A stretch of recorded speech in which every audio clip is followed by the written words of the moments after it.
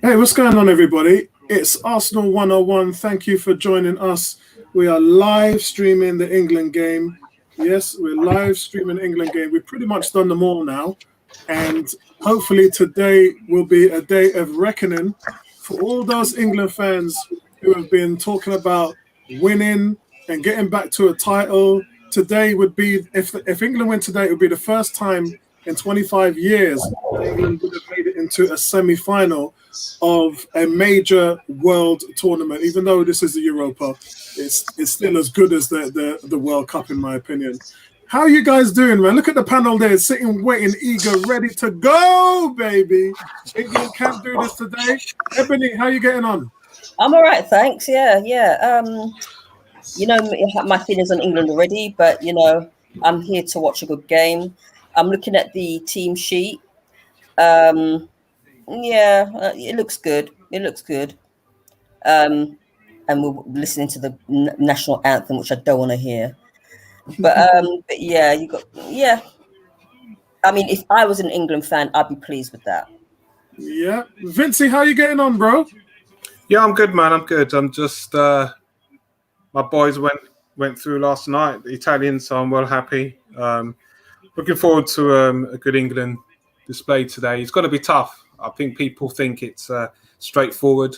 There's going to be a lot of nerves on both sides, and if England can't unlock the Ukraine defence, then nerves kick in, and it's hot. It's hot out in Rome, so I expect injury time or extra time victory, 2-1. 2-1. Yeah, I'm going for 1-0. England's defense looks supreme at the moment. And Neomis, how are you getting on, bro? I'm very good. I think there's been lots of great football. I think that this is probably going to be the game that England probably turn on the afterburners. So for me, I'm going with a 2-0 victory. I know Ukraine are very solid and they're difficult to break down, but when I'm looking at the lineup, the quality that's on the bench, I honestly think now, particularly seeing Sancho start, I think England gonna cause these lot a bunch of problems. So yeah, it should be a nice smooth win, similar to the Germans in my opinion. Yeah, and that's the thing is we know they got the best defense in the tournament. The last time a team had gone with 4 clean sheets, they won the World Cup, and that was actually England in 1966. So you're joking. Yeah. And history repeat itself. Wow. Yeah. So they're just doing the national anthem now.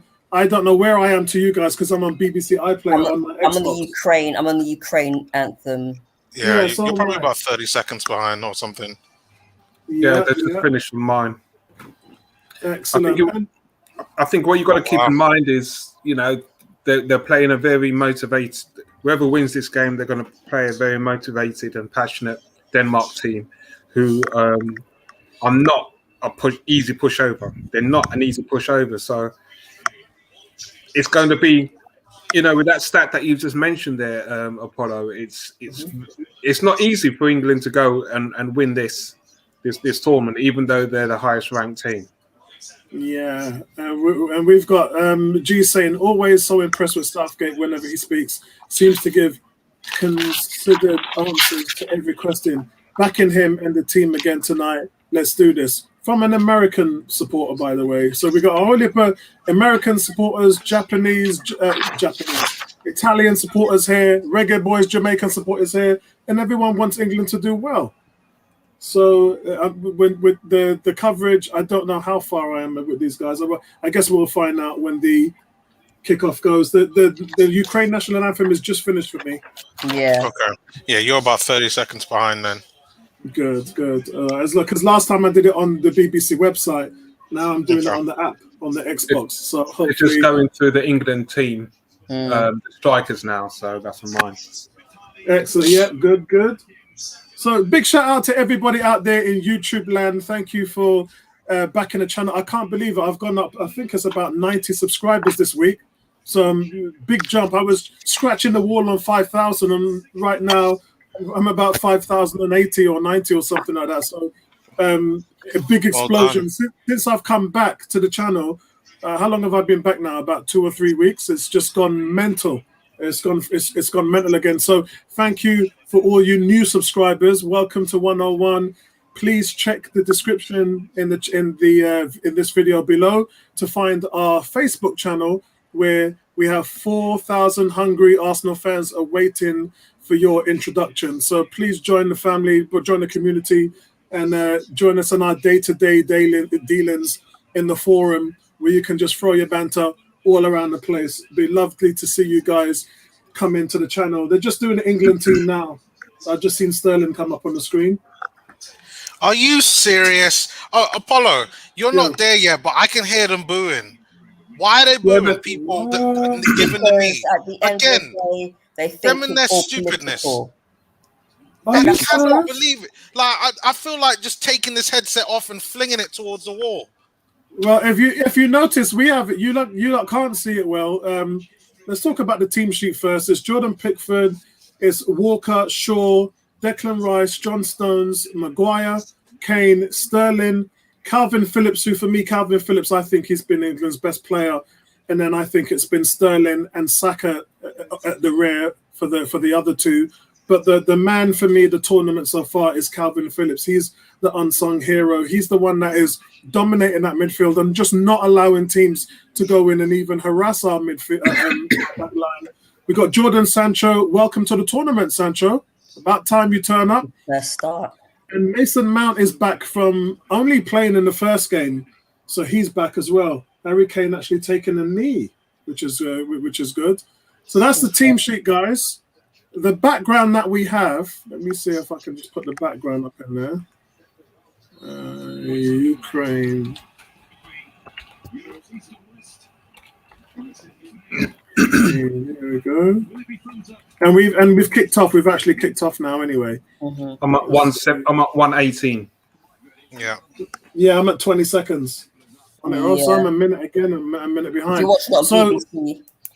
So as you can see, guys, we're going 101 today. Is going with the Raheem Sterling theme. You can't see the picture properly behind in this stream, but if you make it out, you'll be able to see Raheem Sterling featured across the stream, and we're going with that because for some reason our publications and our media don't want to show the man's face when he's playing lights up. So right-wing media, that's how it works. Yeah, they'd rather show Harry Kane's face. So because he played so badly in the first game, they thought, let's show him some love. How about showing some love to Raheem? He doesn't need any. The media agenda is just ridiculous. In every competition, it's always the same thing. But the thing is, this is England. This is the media. They glorify two players. They glorify the captain, and they glorify the talisman. And whoever that is, if it's the same person, they get all the glory. And that's just how they are. I mean, you've heard the boos. You've heard this is what goes on. They'll try and say they don't understand what's going on, but it's clear to see what's going on. Of course they know what's going on. They don't care. That's why they boo. This is England, so I'm not surprised by what's gone on in the media. I'm not surprised what's going on in the stands. It's just sad. I just want to say, do not underestimate the Ukraine, by the way, because you saw what they did in Sweden. I was just about to say, in terms of tactics, Southgate's got his tactics bang on in terms of solidifying the defense and not letting the team come under any pressure.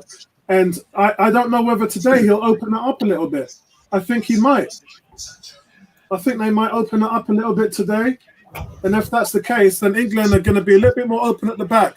But then going forward, they'll be offering something quite special. Oh, wow. It's done. It's done. What? Harry Kane. Harry Kane. What was it?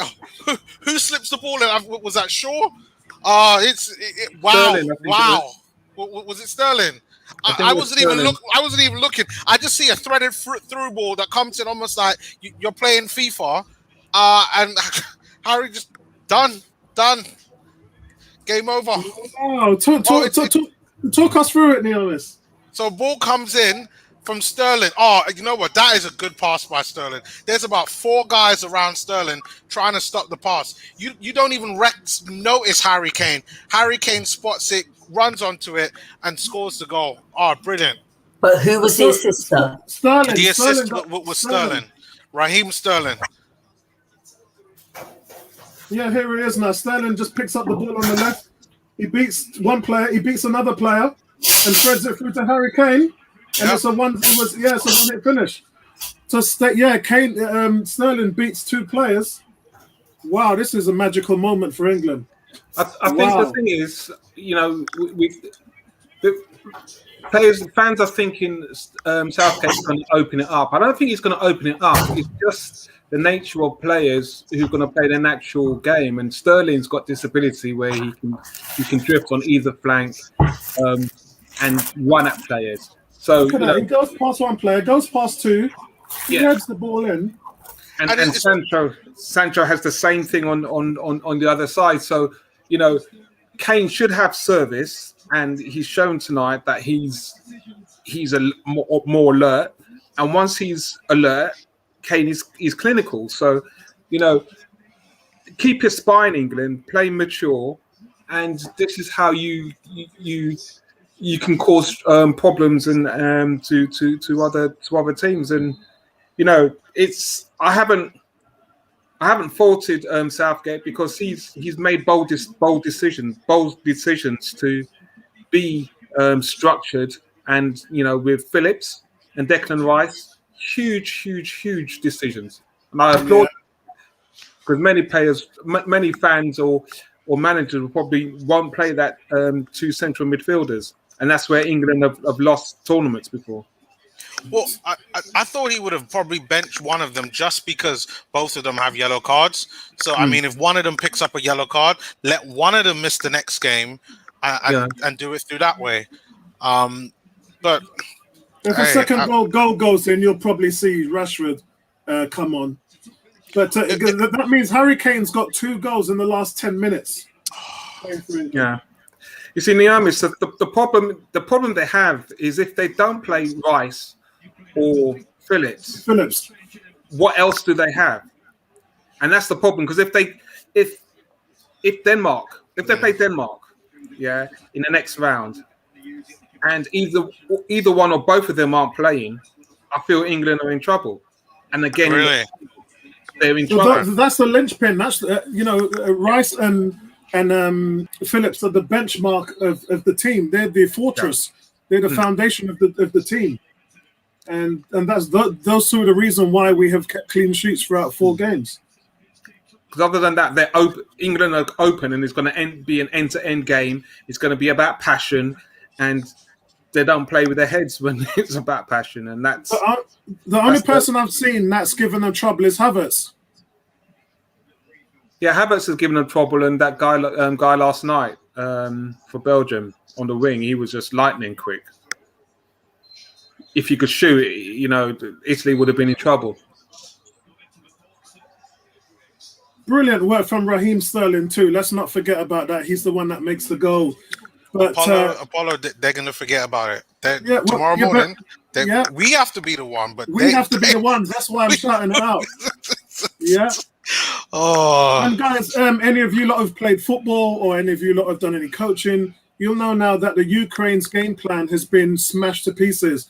They now need to come out and play, which means their shape, their formation, and everything has to change. And they have to become more adventurous. And they've just tried that. We've seen it. And of course, Phillips, which is my player of the tournament, Calvin Phillips, has just broken up one of their attacks, has broken up one of their plays. So England struggling to score at the beginning of the tournament, but like the number 18 bus on Harrow Road, when one comes, the rest start coming in. So the goals are flying right now. Andy has said, Bertram, talk to me. Bertram Spence, nowhere to be found. I've actually just WhatsApped him 10 minutes before the game to find out what he's up to. He's actually busy today with his family in New York. Actually, I think if the game needed England to score first, Oh yeah, for them to win, yeah. I still think it's it's not over yet. This Ukraine team, they can cause some problems if England aren't switched on, and that's what they're going to be. 90 minutes switched on. I didn't see the Czech Denmark game, so. Yeah, Denmark have been very good, and I can't wait to see what they've got to do. What's this? Kuke saying, I don't want to jinx it. This is the first time in a long time that I've actually felt confident about England doing well in a tournament tonight. Could be the next step towards something very special. And Gia said, waiting for the stream to turn into Arsenal transfer talk again. No, as soon as the second goal goes in, it's game over. Then we could talk about Saliba and all the stuff. Don't underestimate the Ukrainians. Vincey has got a lot to say about Saliba. He's not happy. He's not happy. Trust me, I'm not either. But listen, the three of you know, I did tell you a year ago. You did say, yep. I did say, yeah. My source inside the London Coney have been talking to me about it for ages, for 2 years now, and the longer this goes on, it's like I've known nothing I've seen has told me that Saliba is going to be an Arsenal player. And I watched the 2 games he played in pre-season last summer, mainly the Brentford game. And I just thought, it's not what Arteta's looking for. Curved, good to see you, Curved. Curved says England look composed. Yeah, England have got the advantage now because Ukraine can press at them and apply more men, which takes them out of their defensive shape, and England could take advantage of that and then tee them off. Do you know what? I don't think I have much to say about the Saliba situation, but I've got a lot to say about Arsenal Football Club because it's 2 different things. You could talk as much as you want about Arteta, but at the end of the day, this is Arsenal Football Club, and this is the situation that this club chooses to operate within, and that's the issue for me. I'm not hiding nothing about getting all over excited about Mikel Arteta. He's a manager. He can come and go tomorrow. Arsenal Football Club is the situation, and the players that we have and the money that we spend, that's the issue. And whether we do good or whether we do bad, it's Arsenal Football Club. England now being very relaxed on the ball, passing the ball throughout the back 4. I don't know what you guys are probably slightly ahead of me, but what's going on my game is they're just playing possessional football right now from defense to midfield. The goal. Yeah, I thought the goalkeeper was a bit slow coming out for that. Because he was looking at it, he could have come out a bit early on that. Yeah, it's advantage England, so they don't actually need to play. So keep the ball among the midfield and the defenders, and let Ukraine's. I mean, right now the Ukraine are not in a rush to press them. So at the moment, Ukraine have got the ball and they're attacking on the right hand side. It doesn't go anywhere. John Stones clears it. Yeah. The thing is whether Ukraine, if they have a chance, will they take it? Yes, true. They will. Curve says Apollo looks composed. I'm always composed, mate. Even when Arsenal are winning and losing, I am always in control, my brother. Is that Sterling Dart? Come on, Walker. Let me look at the stream. Somebody actually said we were going to lose here. Who was it? I'm going to catch you, bastard. No. England. No. I'm going to find the bastard that put that up. I'm going to find you. It's 18. It's 18, you son of a gun. Tell you I'm going to find you, my brother. 18 telling everybody England's going to lose 1-0. I think he meant against Denmark. That's what he meant. Yeah, true. So, with regards to Saliba, what is Arteta looking for? I explained it today. Arteta's looking for players who can read the game well and play the ball out the back, and players who can close down the rush on the counter-attack. We're really bad on the counter. Our midfield are too slow. It's not so much as they're slow, but their reading reaction's not great. And that's the reason why Xhaka's not here anymore or won't be here anymore. William Saliba, if you look at what happens when a defender runs up to him, he backpedals a lot. He doesn't attack, so therefore his duels and duels one's number are low in consideration to the other defenders that we have. And it's just little minor things that in his game, which over years I believe Arteta hasn't seen that's improved. He wants more urgency from his centre backs, and that doesn't, to me, it's never looked like William Saliba's that type of player that suits that system. So, but could you not learn all of that, or is that? He can, but when you're a player, you innately have an affinity to play a certain style, and so when you're coaching, it's like a boxer. If you're a boxer that doesn't have a jab, and they're teaching you how to jab, you'll always go into fights with lack of jabbing because that's just your innate nature. So even though you're coached and you're trained to do that, your body, your essence will always go back to its base understanding of what you should do.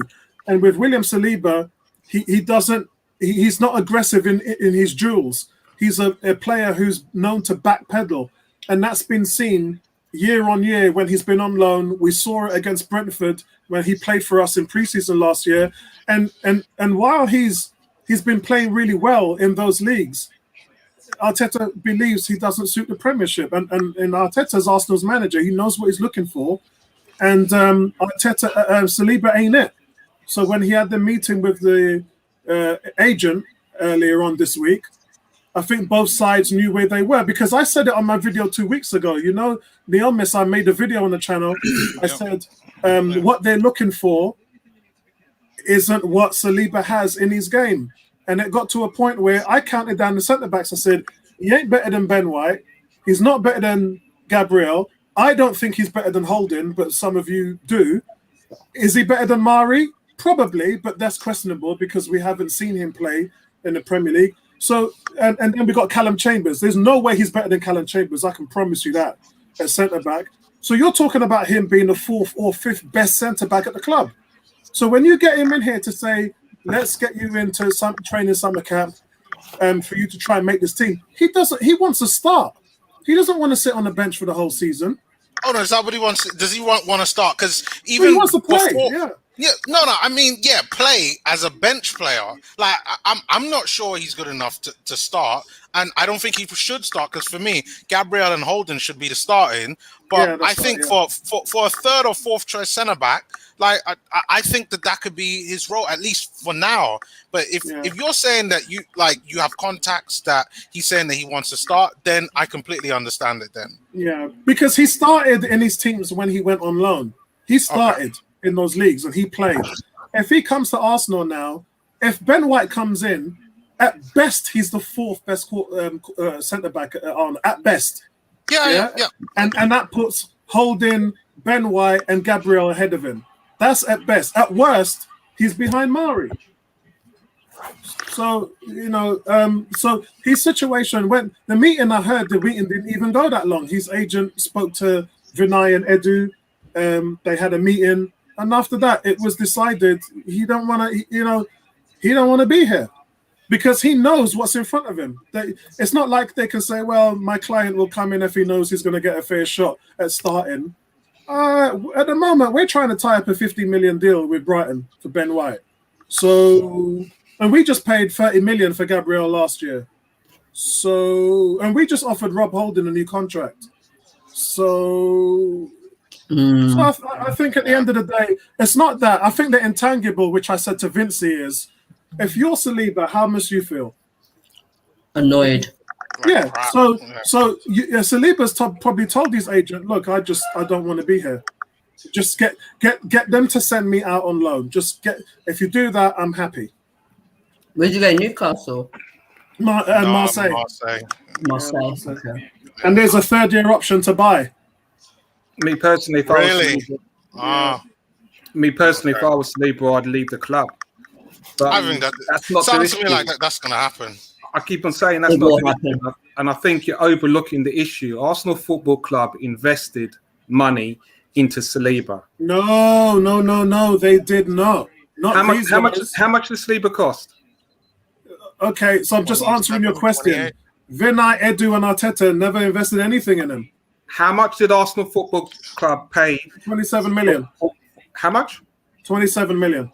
Okay. So Arsenal Football Club have invested 27 million into William Saliba.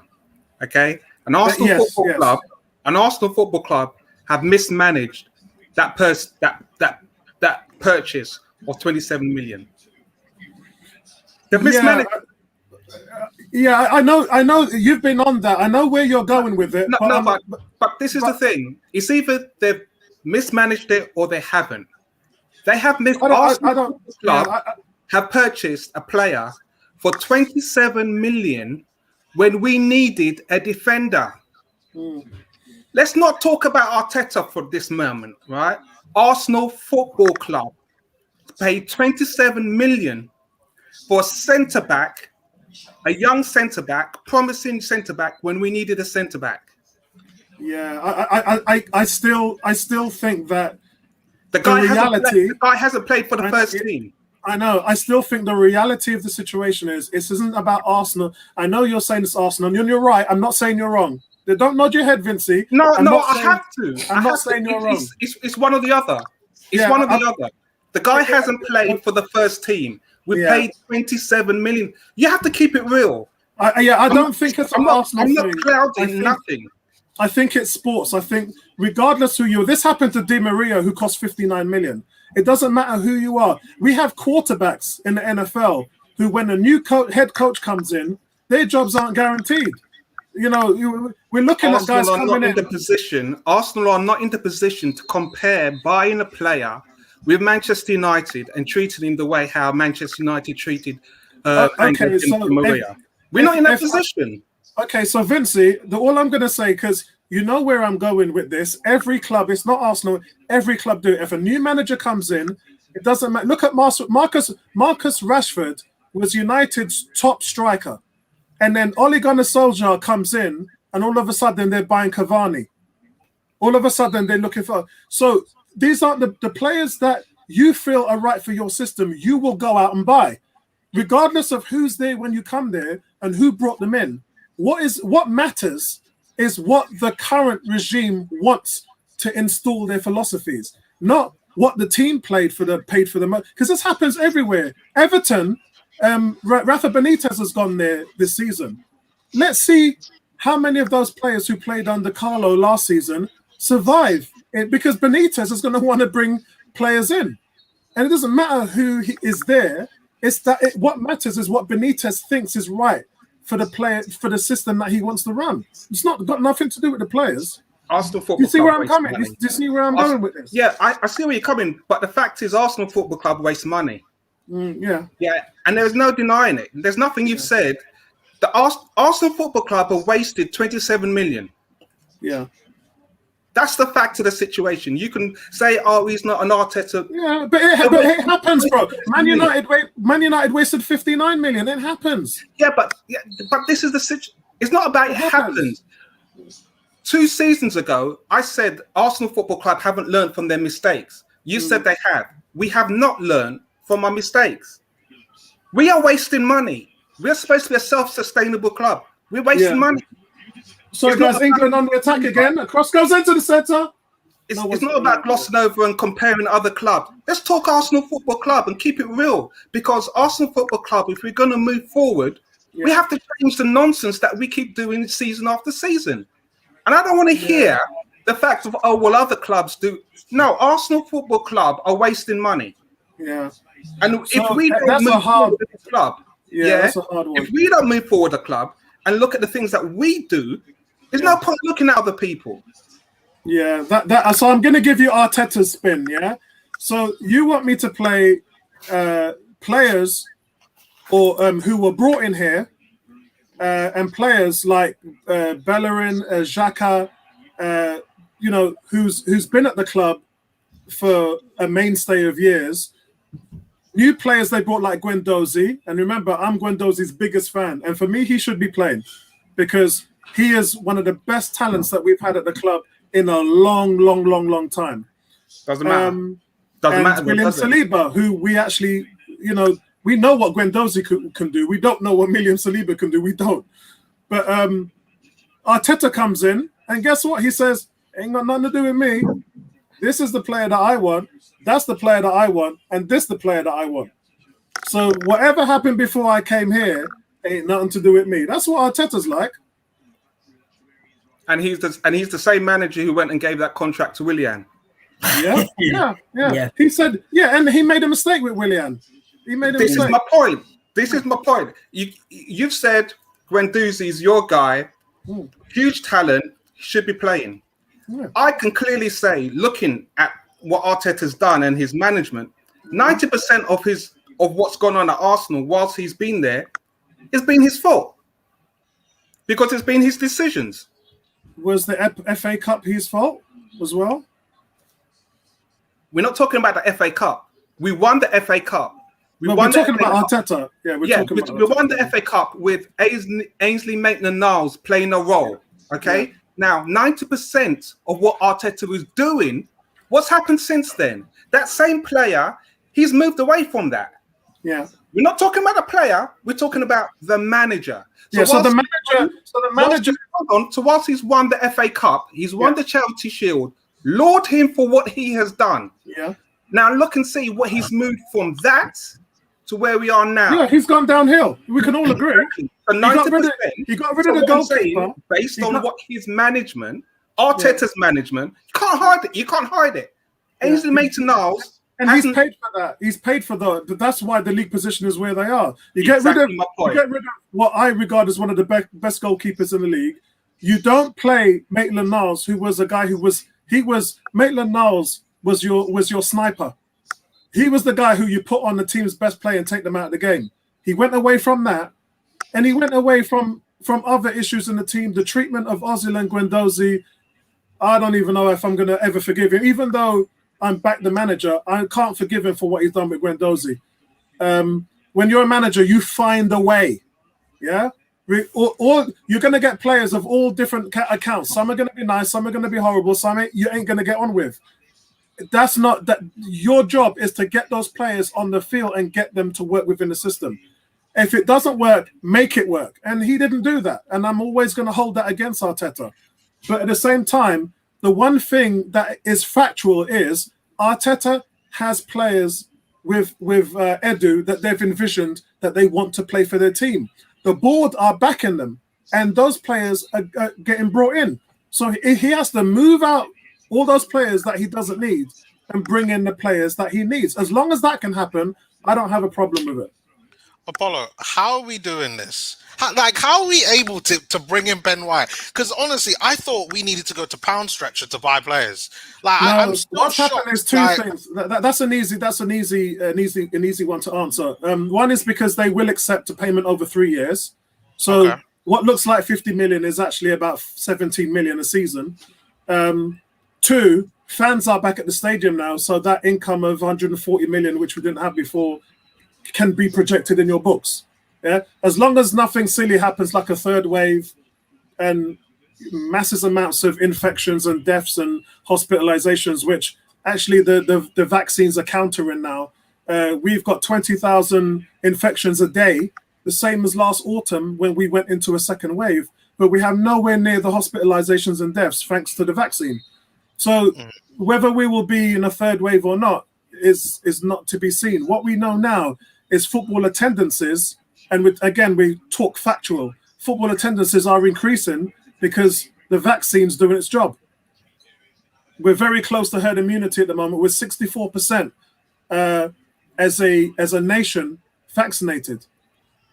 America, on the other hand, are 18% vaccinated. So we're well ahead. We're one of the top vaccinated countries in the world, in the top 3, I believe. So we can actually just get on with it, knowing our fans can be at the Emirates and they'll be able to enjoy. And all that money, remember, 140 million. They had to take a loan out from the government because they couldn't pay the wages, because you got to factor in that money. And when that money's not there, you're in all sorts of trouble. When the money's there, you can start projections. But is it still a case of we have to still sell players in order to recuperate some money. That's always going to be the case, yeah, because we're self-sustaining. So that's always going to be the case. But I think for Arsenal, they now know that they need to do long-term deals over 2 or 3 or 4 years to get the players in. And there's going to be a point where in the next couple of years, we won't be able to buy anybody because that money comes to collect, just like they did with Liverpool. But that's fine. As long as you get the players in now and as long as we're competitive, that's what the management wants. That's what the fans want. And the board have been doing a tremendous job getting this done. As I said, the only thing I'm holding against the board is the fact that you've brought in a first-time job management in terms of Vinay. He took over that role. Edu, technical director, first time in that role. And Arteta, manager, first time in that role. That's the board's decision to do that. But it's fine. They've envisioned that we don't want to make a mistake and do a David Moyes or Van Gaal. We don't want to go down that road. We want to create our own front office and develop them. And that's a good way to go. A lot of teams do it. Not a lot, but most teams go with the old recycled Sam Allardyce, the same old names in the same old, that ain't going to get you anywhere because they've never done anything in the game. And Arsenal decided not to do that. And I'm fully behind it. And if the board are fully behind it, that's what really counts. If they weren't behind it, Arteta would be going nowhere because he wouldn't have any players he can bring in. And he'd be stuck with the same old names who have let Emery down, Lundberg down, and Wenger down. Get them out. Get them out. Get these players out. They're rubbish. Well, listen, I'm all for getting some of the players out, especially the ones that need be. I think probably touching on the point that Vincey was talking about really comes down to the fact that most fans, to some degree, just don't trust Arteta's decision making. The Saliba thing is just one of many. And even some of our favorites in regards to Eddie Nketiah, Reece Nelson, playing at a false nine. It's all these little things that fans, every fan will pick and choose the bits that for them really get to them. But the difference with me, Neomis, is that important word again, intangibles. You balance it up. What's the good? What's the bad? Arsenal fans can't be focused on the negatives too much. What has he done right? He's developed players like Smith Rowe. He's fixed the defense. We've had the second best record in the latter part of the season in the league. And the team finished the season with a 5-game winning streak. So not all is bad. Not all is how it seems with the Arsenal fan base. No, not all is bad. I think Arsenal fans right now are on they're on a knife edge. Everyone. I think, at least for me, I'm waiting to see what happens this summer. I still don't. Be honest, you know me, bro. A little bit of humble pie and a dose of reality is good for Arsenal fans. Yeah, because Arsenal fans have had it way too good. Go on, Ebony. Now, what I was going to say, because the point that I made in the page about young players being stifled, and I've said many times before, and I'll say it again. I don't care how bored people are with it. If the injuries didn't occur to the more established players, Smith Rowe and Saka would be on loan. That's why. And that's part of why I say that Arteta has stifled young players. I don't know what's up with Nketiah. He sent out Joe Willock on loan. Okay, I mean, you could say he's stifled them, or he's told them to go out and get experience. But I mean, at the end of the day, if you want a player to play in a particular way, then they have to be trained to play in a particular way. So, so. All of these young talents that we have, we could have done with what's his name, Ainsley Maitland-Niles, but he was sent out on loan. I think the Niles. I just want to say I think the Niles thing was a little bit more than his ability, because remember they had that was close there. England, look, it's a double save there. Yeah, Declan Rice had an amazing strike there. It was just all power. Loved it. But wow, England are burst into life. And don't worry, guys. Sorry, we'll get back to the game at the moment. We just need to cover this Arsenal. Look, G's taking a piss because he supports America. He's an American fan. He's a USA fan. He's like loving Arsenal talk. Screw England. We've got the middle ting says big up to you, my dear. Big up to you. Thank you for watching the stream. Cosmic is saying, does anyone know how to watch the match? Use BBC iPlayer. I'm watching it on my Xbox Series X console. And same with you, Phil. Check out BBC iPlayer as well. The only thing that I'll ask you is, do you have do you pay your TV license? That's all. So you can people from Turkey have been saying yes. People from Belgium have been saying, yeah, man, we have a BBC. Yeah, whatever. Yeah. Europe things around here in Belgium. Yeah, so just do your thing. That was a good save from the Ukrainian. It was brilliant. Brilliant double save. But guys, England are absolutely in control of this match, man. England are in control of this match. Ain't over yet. Ukrainian players are just falling down. They're just not able to keep up with England's pressing. Jadon Sancho has been pretty good as well. Whilst we've been talking, he's had some really good 1-2s to create some chances as well. Declan Rice has been good as well. I've been impressed with him. Sankanov. The Ukraine just brought on this young winger, Sankanov. He's been pretty good this season. I actually thought that it's a nice, cheap and cheerful option for a Premier League club. England had 57% of possession. It's good. Yeah, and they're supposed to be on the back foot defending the lead. No, they're in control, bro. The Ukraine are just pedestrian for me. And they've been like that throughout the tournament. They've been opportunists in a way, and they've deserved to get where they are. But the problem is when they go up against a quality team, and England have been a quality team, defensively stout, strong in the midfield, and they've got strikers that can hurt you. Well, wingmen that can hurt you, because again, Sterling's been dominating the tournament, and he's actually created that goal by beating 2 defenders. Kane can't do that. Kane would not beat 2 defenders and dribble into the box. This is why Sterling has been better, in my opinion, because he's that flank is his. His crossing has been perfect. Yeah, Kuke saying Apollo on point about Arteta and the board. Look, bro, Arsenal fans have to get one thing through into their understanding. They cannot achieve unless they get rid of this team. And there's a lot of guys, especially on our panel, that thinks that our team's really good. The reality is they're not. And that's the reason why they've been failing. Regardless what a manager tells you to do, you have to have the discipline to do what he's asking you to do on the field, the skill and the ability to achieve what he wants you to do, and you have to have the heart and desire to win. And over the last 3 years, regardless of what a manager does, Wenger, Emery, Lundberg, Arteta, it is down to the players. The players have to be leaders on that field, and they are not. They are not. And I said to Vincey, my word is that the players are trash, because when you look at them in comparison to other Arsenal teams, I mean, could you imagine what Kleb, Rosicky, and Fabregas and Nasri would do to this team? Could you imagine what midfield would do to this team? The midfield with Ceballos, Xhaka, Partey hasn't been fit, so I'm really not going to judge him. And I said that from the player ratings.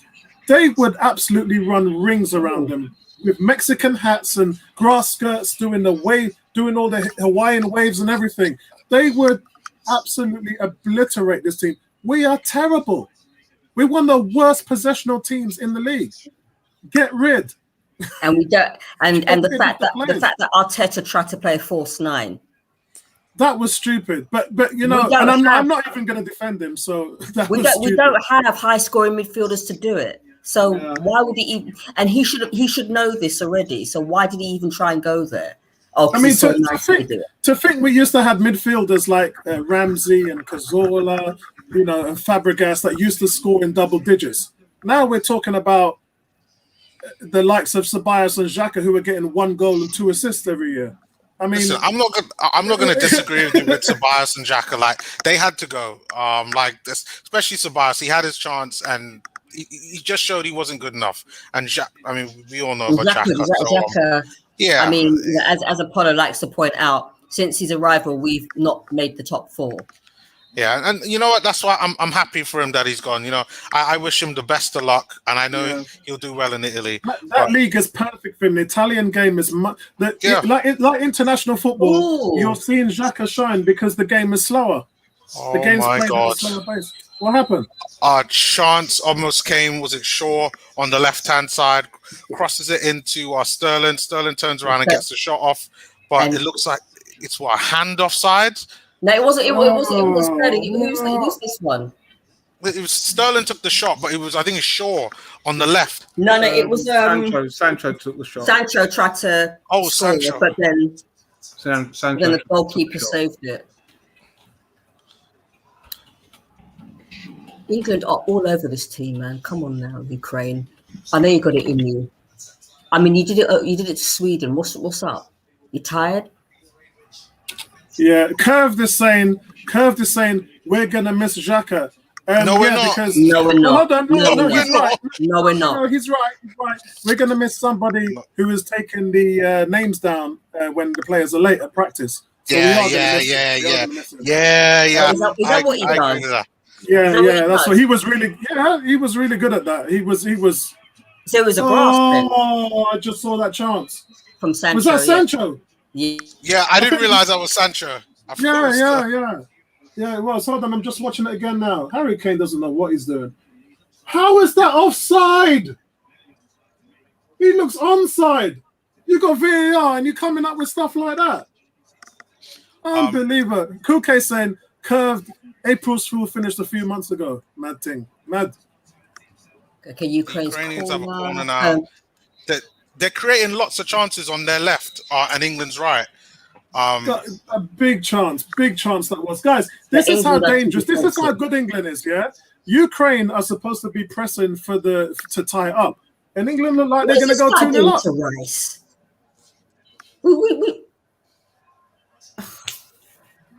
Vincey, they need another goal, man. This is England. Listen, I don't mess about when it comes to football, man. I'm serious. I am real. Do you think Don't mess Italy about will when it win comes it to football. outright? Yeah, What are you doing? I know. It's like get off of him, man. Oh my God. What's this come dancing? Oh.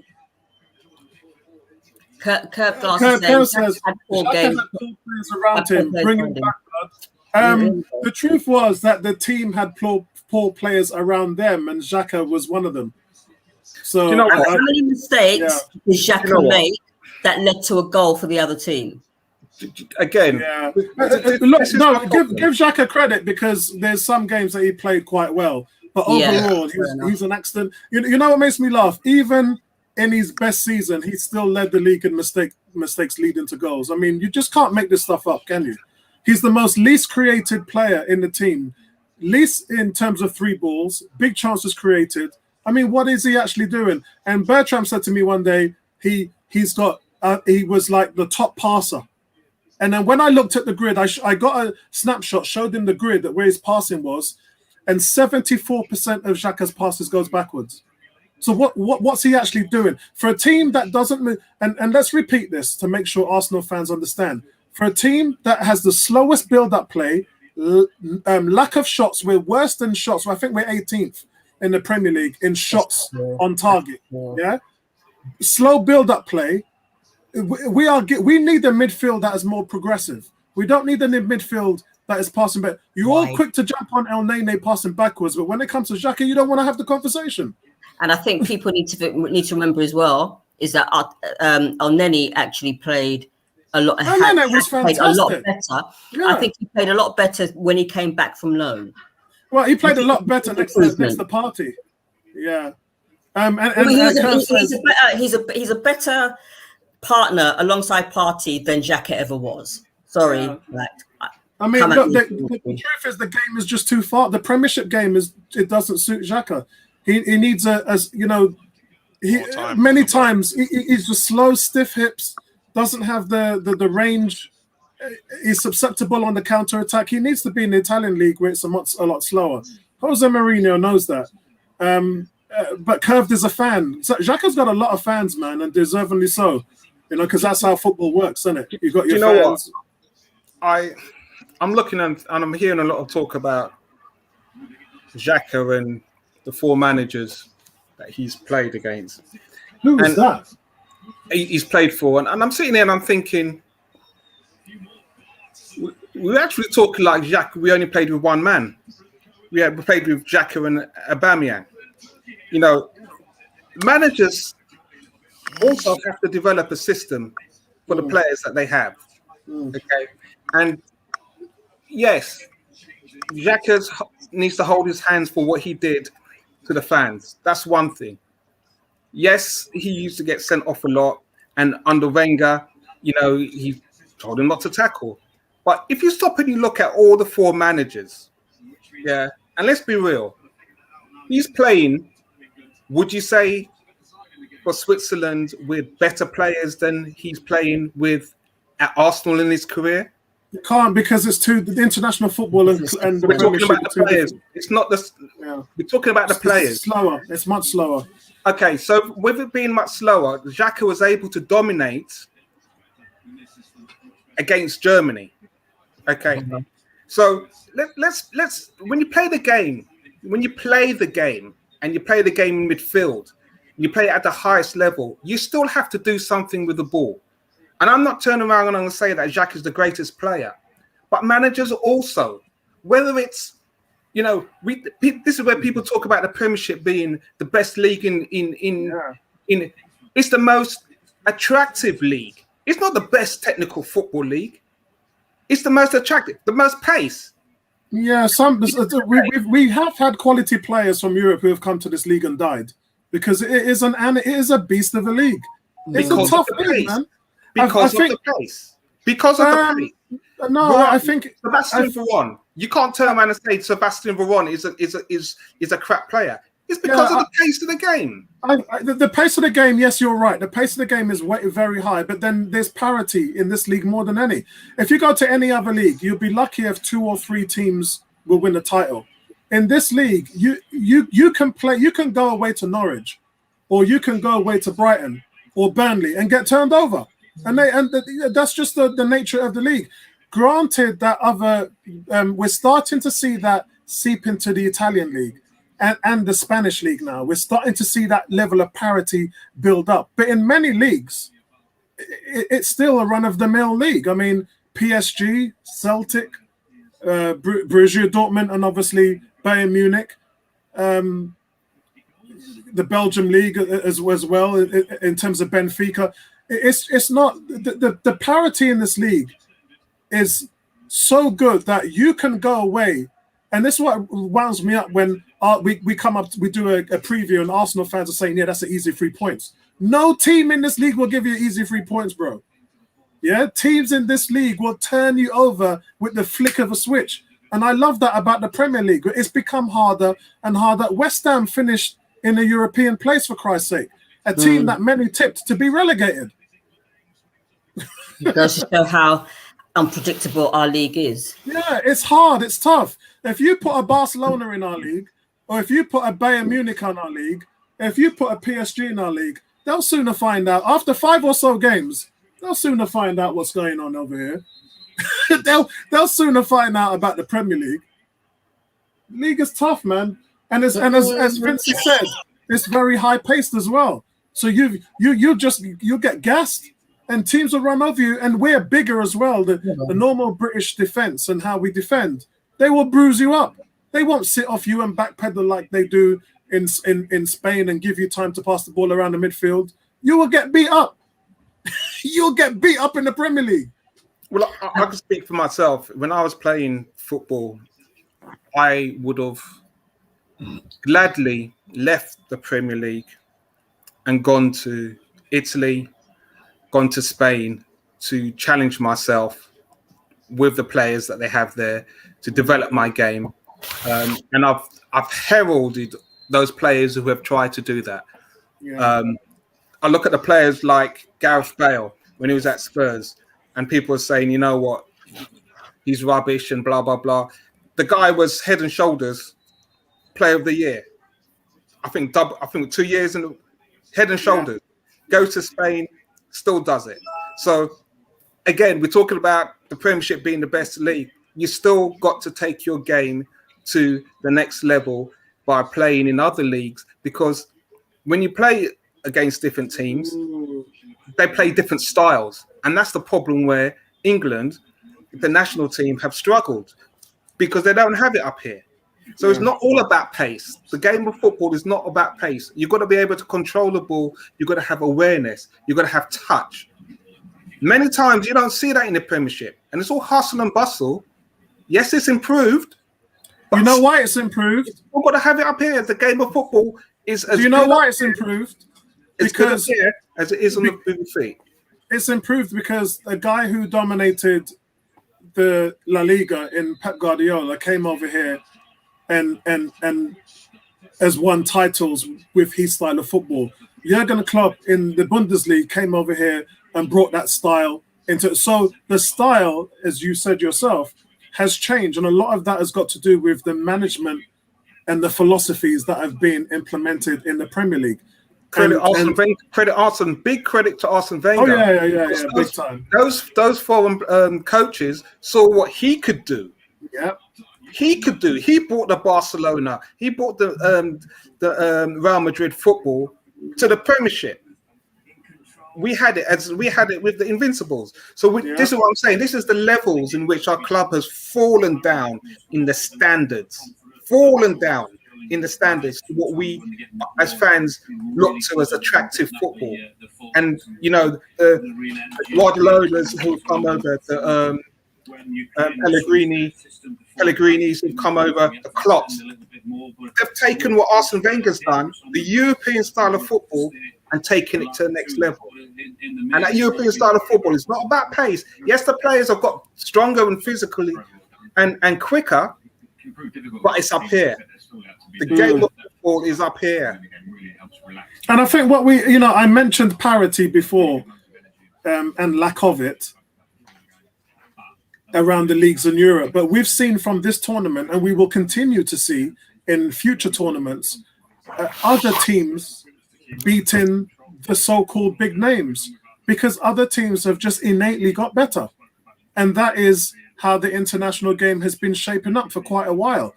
When you look and you consider how many of the top teams have gone out of the competition, like France and Holland, and it's just indicative of the parity. The mid-term and smaller countries have just got that much better. And that will continue happening because they, as Vincey just talked about, they have taken on philosophies of the early Wenger, decade ago, the Rondo style of Pep Guardiola, the Klopp style. They've taken on these philosophies, and Barcelona. Let's mention Barcelona and Real Madrid as well, and for what they've been able to do. But that style has filtered over into the other countries, the Belgiums and the Turkish leagues and all these, and the French league, and so you're starting to see these teams starting to play a lot better and a lot more sound, especially on the defensive side. About 30 years ago, 30 years is quite a long time, we used to see the African teams come into major tournaments and let 4 or 5 goals in because they played the midfield a midfield attacking game. They didn't defend well and they had very poor goalkeepers. Over the last 2 decades, we've seen African teams like Ghana, Nigeria, Cameroon play a full all-round game, keeping clean sheets. And that's just a level of the development of parity we're seeing in world international football right now. I only wish it could rub off on Jamaica. But it will do. But it's just the nature of the games that these teams are getting better. What do you think Jamaica need to do? Jamaica need to get over themselves.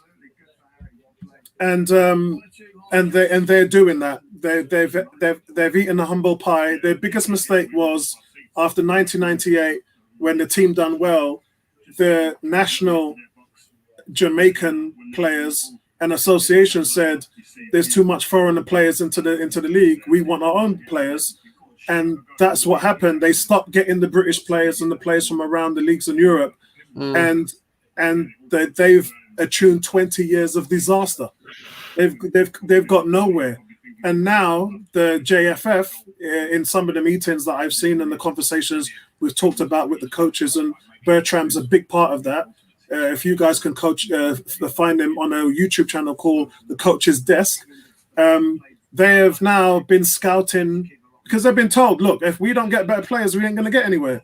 So they've been out scouting for players, and they've just got 6 players from the European leagues, as well as a guy from Brentford. He's in there as well. This guy's name's Phillips, I believe.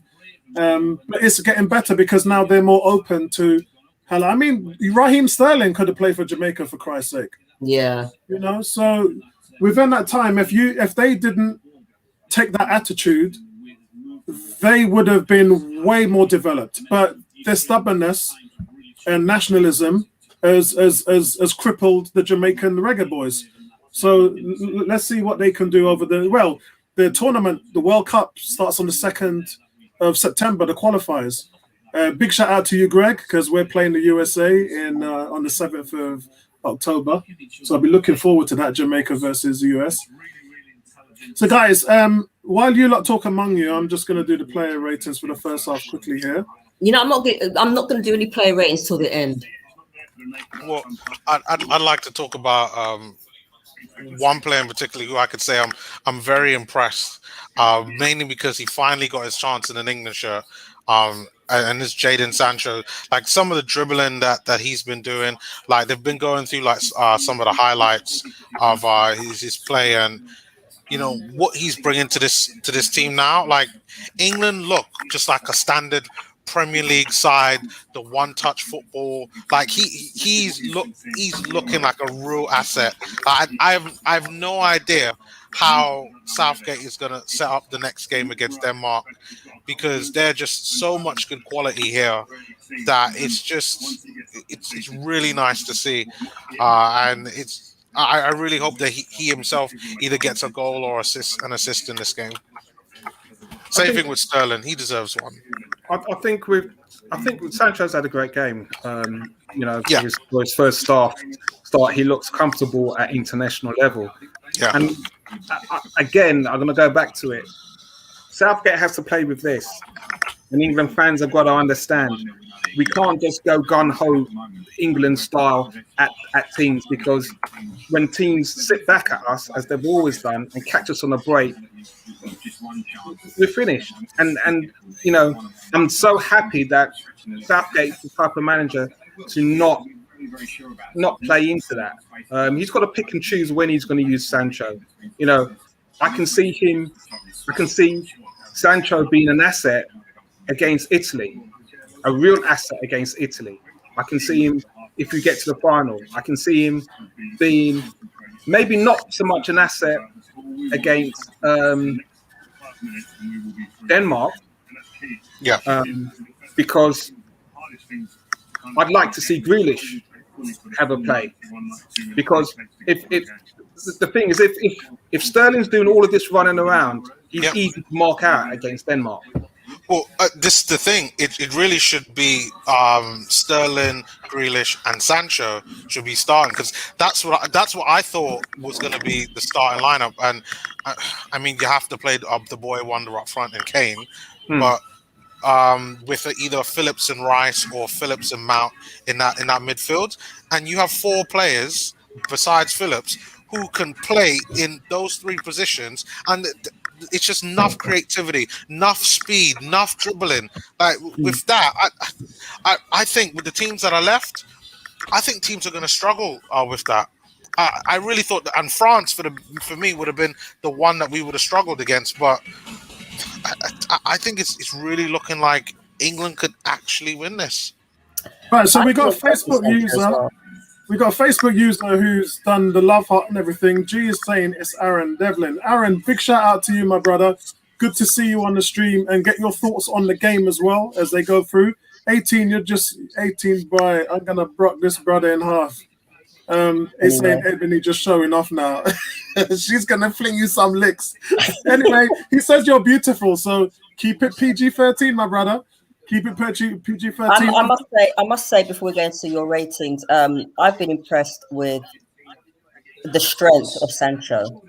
Yeah. The way he held off. I don't know whether you saw it, but the way he held off 1, 2, 3 players, and then he Yes. did a backflip, which didn't actually quite go the way he wanted to. Who else have I been impressed with? I've always been impressed with Pickford. Who else? Phillips. Yeah, I mean, I've been impressed with him as well. He's quite strong. But Sancho, I mean, he needs to start the next game if Southgate really wants to actually go into the final. I'm gonna, me and you've been talking about Pickford on all the streams, Ebony. And when I do my all 11 players for the tournament, he's gonna be my goalkeeper. Of course, he's actually been immense, and he made another big save again today. I know, especially the early part of the game where he just flicked, he went on the floor and went on the grass and flicked it. I mean, this is the kind of goalkeeper that we need. Yeah. We need a goalkeeper like that. We need a goalkeeper that, I'm going to say it, we need a Martinez. And I don't know, and this new goalkeeper that we bought, this new keeper that we have, we bought a new goalkeeper? What's his name? Nano or something like that? Oh, well, yeah, it doesn't look like we're going to get him. It looks like he's going to go to Inter Milan. Okay. That's the look. That's Onana. Oh, Nana, yeah. It looks like we're going to lose out on that one. So we're basically stuck with Leno and that's it. That's it. We have no backup goalkeeper. Yeah. Who's the useless one? The one we bought for about £1 million. What's his name? Oh, Runarsson. Oh, I think we're still in talks with Matt Ryan to come back, but I'm not sure what's happening with the goalkeepers. I don't even know whether Leno's going to be sold. So you know what? I would love to see Arsenal put in a bid for Pickford. Yeah.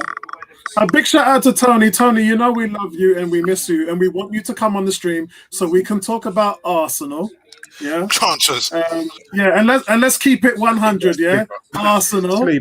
He says everybody can't help himself. Tony says, evening all. Though I hate international football, I am tuned in and respect to the panel. Respect to you again, Tony. And if you feel like you want to come on board and have a chat and we can have a nice little drink, chat about Arsenal and catch up on things, then come on board, mate. Come on board. I want to talk about, first of all, before I go into I don't have to go to the ratings because they're down there and you lot can read them. But I want to talk about Raheem Sterling. Raheem Sterling has been directly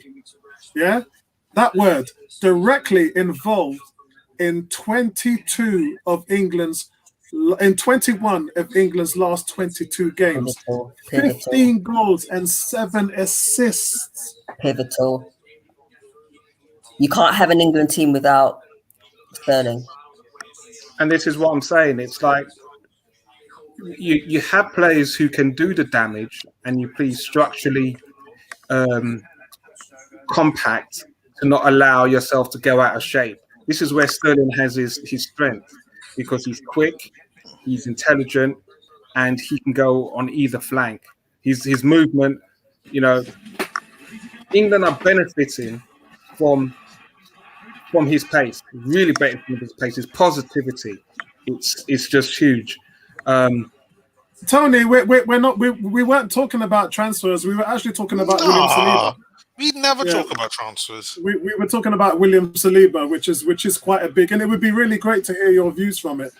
We're just trying to keep it 100, bro. The panel nearly scared you away last time when I got you one, so they all know they're not supposed to be naughty now. I'll give them a slap on the hand if they get out of line. But listen, Raheem Sterling is on his way. If he continues playing like this, he's easily going to be the player of the tournament. Well, he has to be. I hope he scores more goals, because I really do. Just let him finish top scorer to hopefully silence all the critics.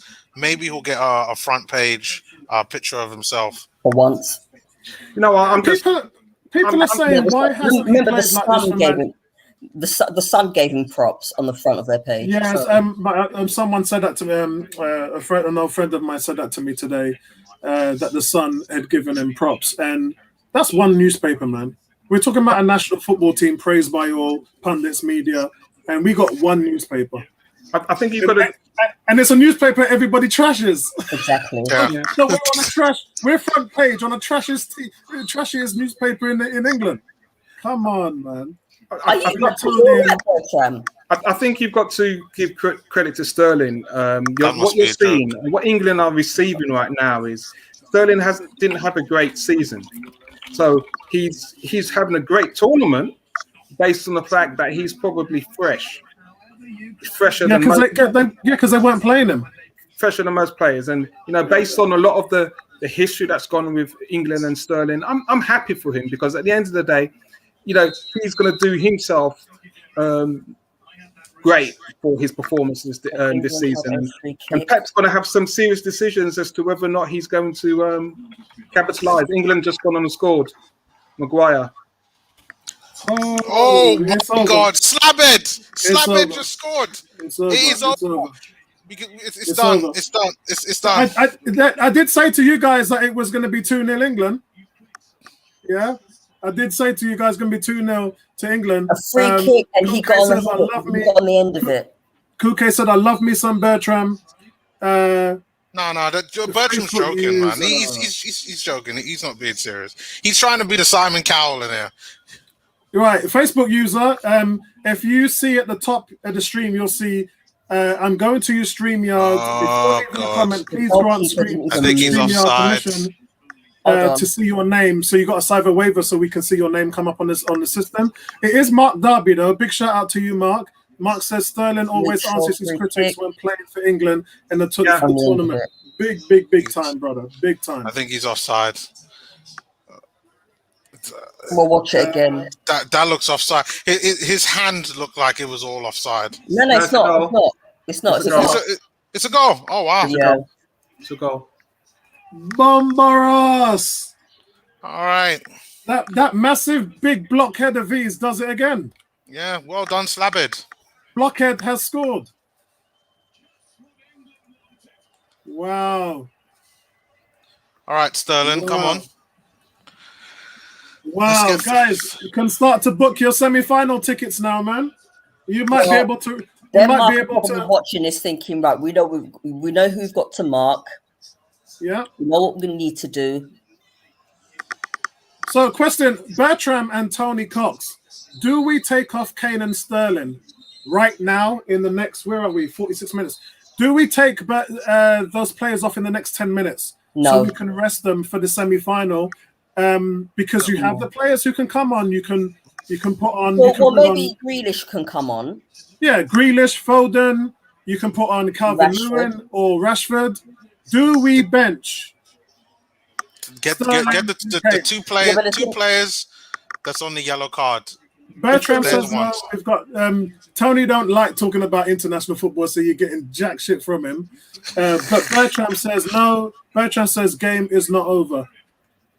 I think the game was over. Goal, I think if England scored another goal, then yeah, definitely. You need to allow some of the other players who haven't had action to get a run out, and also protect those players who have a yellow card. So yeah, if another goal goes in, it won't be disrespectful to Ukraine. But you've got to protect players and try and get a little bit of continuity, because you never know. I don't see that. I don't think that Denmark is going to be an easy game. No. Yeah, that's going to be. I think if you're going to take off anybody, you have to take off Rice because he's on a yellow. Yeah. Oh, yes, I remember. Yes, he's on the right. He's on a yellow. Vince, you want to read that one out for us? Yeah, as well as assisting the goal, no player completed more dribbles, 3, won more fouls, 3, or had more touches in opposition box, 5, than Raheem Sterling in the first half. The guy's been unstoppable. Exceptional. First half, positive, and the tempo of his play and his vision. I cannot see. I can't identify an England team without him. Yes, oh my God! Game set match. Harry Kane scores. Oh God, they're gonna have. Oh, okay. 90% game's over. Hold on, he's now tied Sterling's 3 goals, right? Oh God, there we go. Oh, God. Bertram, Andy's not going to let you live this one up, mate. Bertram says Kane needs to play to enable him to recover. His game hasn't really played well throughout the tournament. Well, he's playing well now because his second goal has just gone in. And England are 3-0 up. Who assisted him in this one? Sure. Sure. Sure. Sterling got the pre-assist if you count those. Sure. I'm just waiting. Yes, sure. And you know what, right? That's so easy. It's just too easy for Sterling. Like he dummies it between his legs. He heads it in between his legs. Did you see Calvin Phillips win that ball back in the midfield? Yeah. See, this is what I'm telling you. None of this happens. Hear what I'm saying. That midfield of Rice and Phillips, none of this happens if it's not for them. Them two are balling in the midfield. That whole episode was done because Calvin Phillips won the ball in the man talking about pub team. That's why Bertram playing a man pub talking team. about Bush League and pub team. Bro, this is the quarterfinals of the Euros. There are no pub teams in the quarterfinals of the Euro. No, but the goal that Kane scored, for an average Premier League goalkeeper, that's savable. Like that shouldn't even happen. Well, he should have come out and got a fist on it. But then the defense should have actually done something. Dealt with that. To stop with that, but the defense just stood there. There was no urgency from the defense whatsoever. Like I could smell England are going to get a fourth. Yeah, Bertram said that they should remove Rice and Phillips. Yep, that's what I said. Those two have been the key. There. Keep Phillips there. You could take off Rice because he has a yellow Those two have card. been the key. One of them should come off. We can take them both. Both of them have yellow cards. Henderson's dead, so you can quite easily play Henderson. Take them both off. Midfield. Take them off. Henderson and Bellingham. Yeah. Shevchenko is not very happy. Oh, don't worry, Shevchenko. You'll get another tournament. So it's the 52nd minute. Southgate, can you take some players off so you can rest them, please? You're absolutely obliterated. I mean, if England wanted to make a statement, this was the time to do it. I talked to you guys beforehand and a few guys today at the party. My grandbabies, my 4-year-old grandson, Raiku, had a party today. And my 5-year-old granddaughter, Kiki, had their birthday party today. So I was over in Luton going to see them and enjoying them opening their presents. And I was saying to everybody there that, is Southgate going to approach the game with the same tactics, or is he going to start to use the width of the field a little bit more? And they're definitely using the width. The first goal, Sterling comes in from the left and then cuts 2 defenders and plays the ball through to Kane. The other 2 goals were crosses coming from the side. So Southgate is starting to spread it a little bit more and using the width of his team. He's definitely tactically upped his game today, as well as keeping a balanced midfield shape. That's key. Yawath, as from India, is giving us love. We give you love too, my brother. Subscribe to the channel for any of the games from England coming up to. I think we might even do both the semi-finals, to be honest, because they're going to be some cracking games. So if you want to keep up with Spain. us, so if you want to keep up with us and Italy are not. I think Italy will end up winning it as well. I'm going for Spain because I want Italy out. Italy are dangerous, man. I want Italy out because if Italy plays in the final, England versus Denmark, and Italy, Spain, and Bertram says it should be in England, and he subscribed to the channel. Thank you very much, my brother. Don't underestimate Spain's. Bertram's saying it should be. If it's an England-Italy final, Bertram, England probably might lose that. Yeah. No, Spain Italy's best player is now injured for 5 to 6 months. Yeah, that's Spinazzola. I thought he was going to be out just for the. Yeah, that's 5 to 6 months. That's the biggest concern for me. Kirk's called in Luke Shaw. Luke Shaw is the bomb diggy. Yeah. Terry can't do it for Man U. Yeah, well, he's playing well for them as well. He had a good season. He had a good Yeah, season. he had a good season. Yeah.